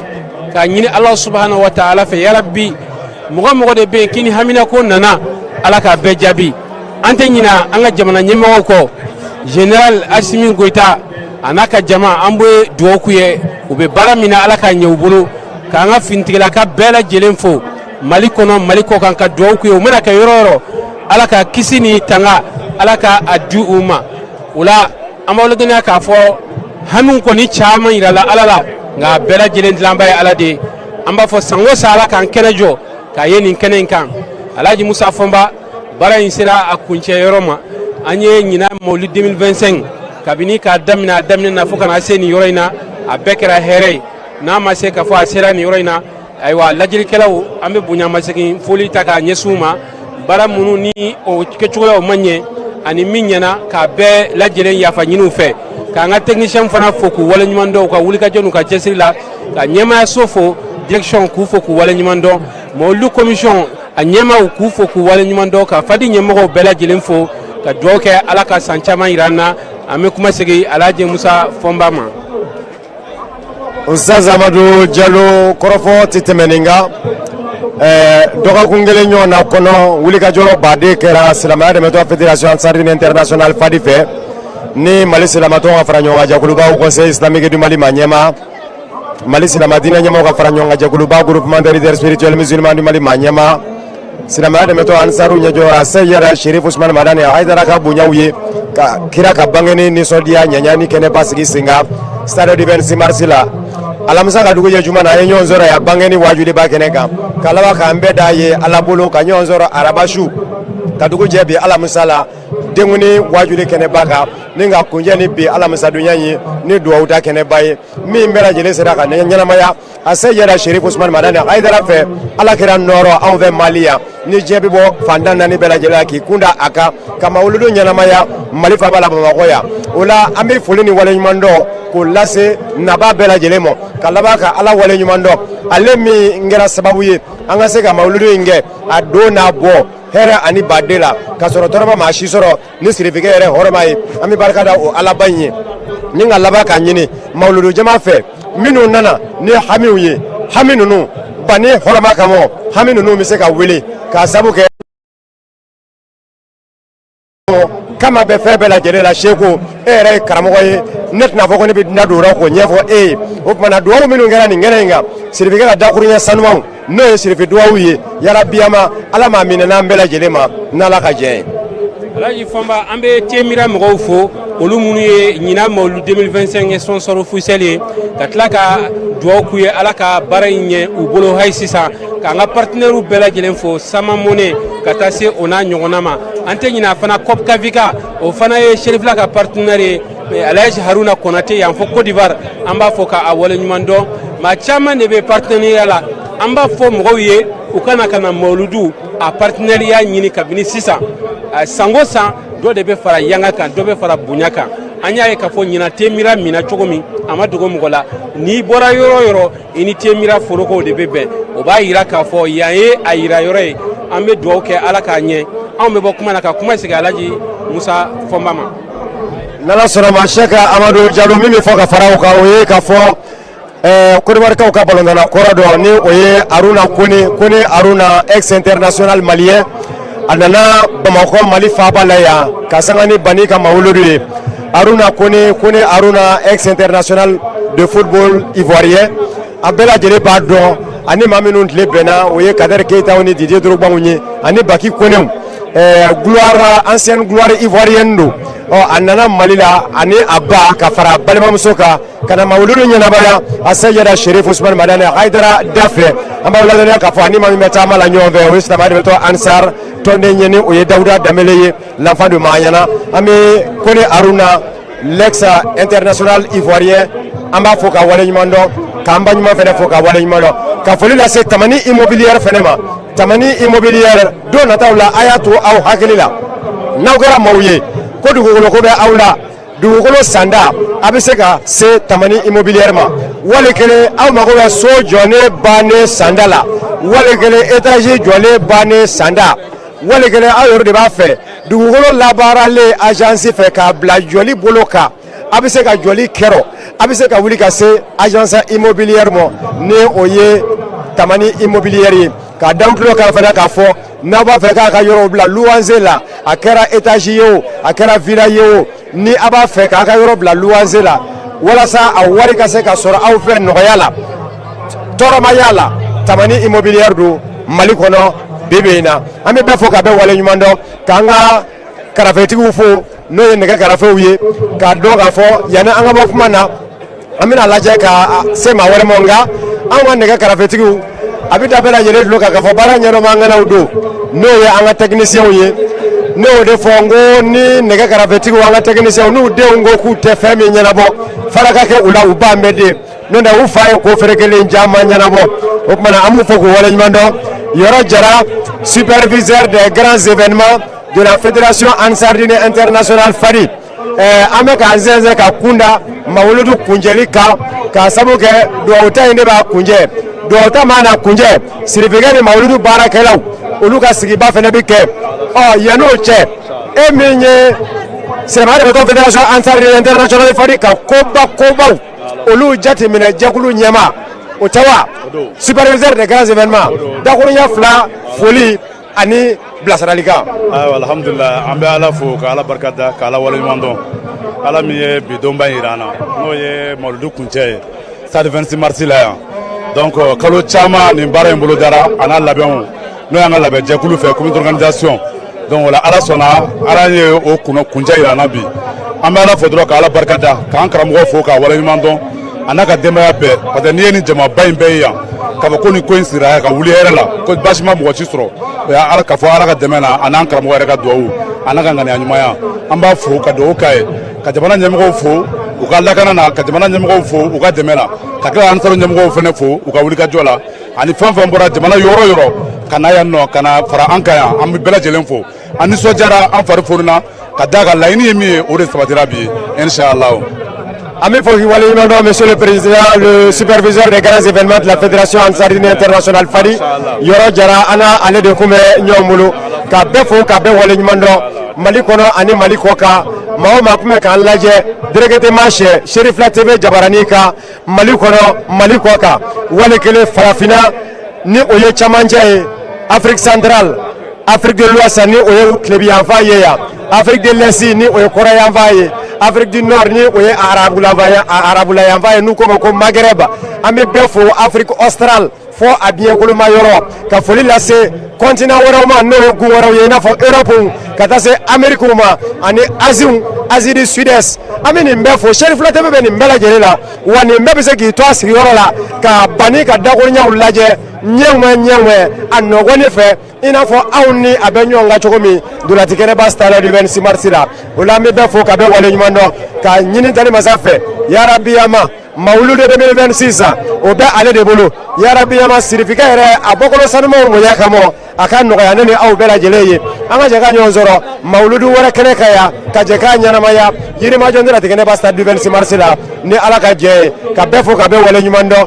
bɛɛ nana cogo min na bɛɛ ɲuman ka se i se yɔrɔ la ten yarabi yama sigi in kɛra cogo min na k'a kunjɛ hɛrɛ la cogo min na bɛɛ lajɛlen fɛnɛ ɲuman nana ka se i ka so o cogo la o de y'an ka laɲini ye an bɛ bɛɛ fo ka bɛɛ waleɲuman dɔn n'ala sɔnn'a ma.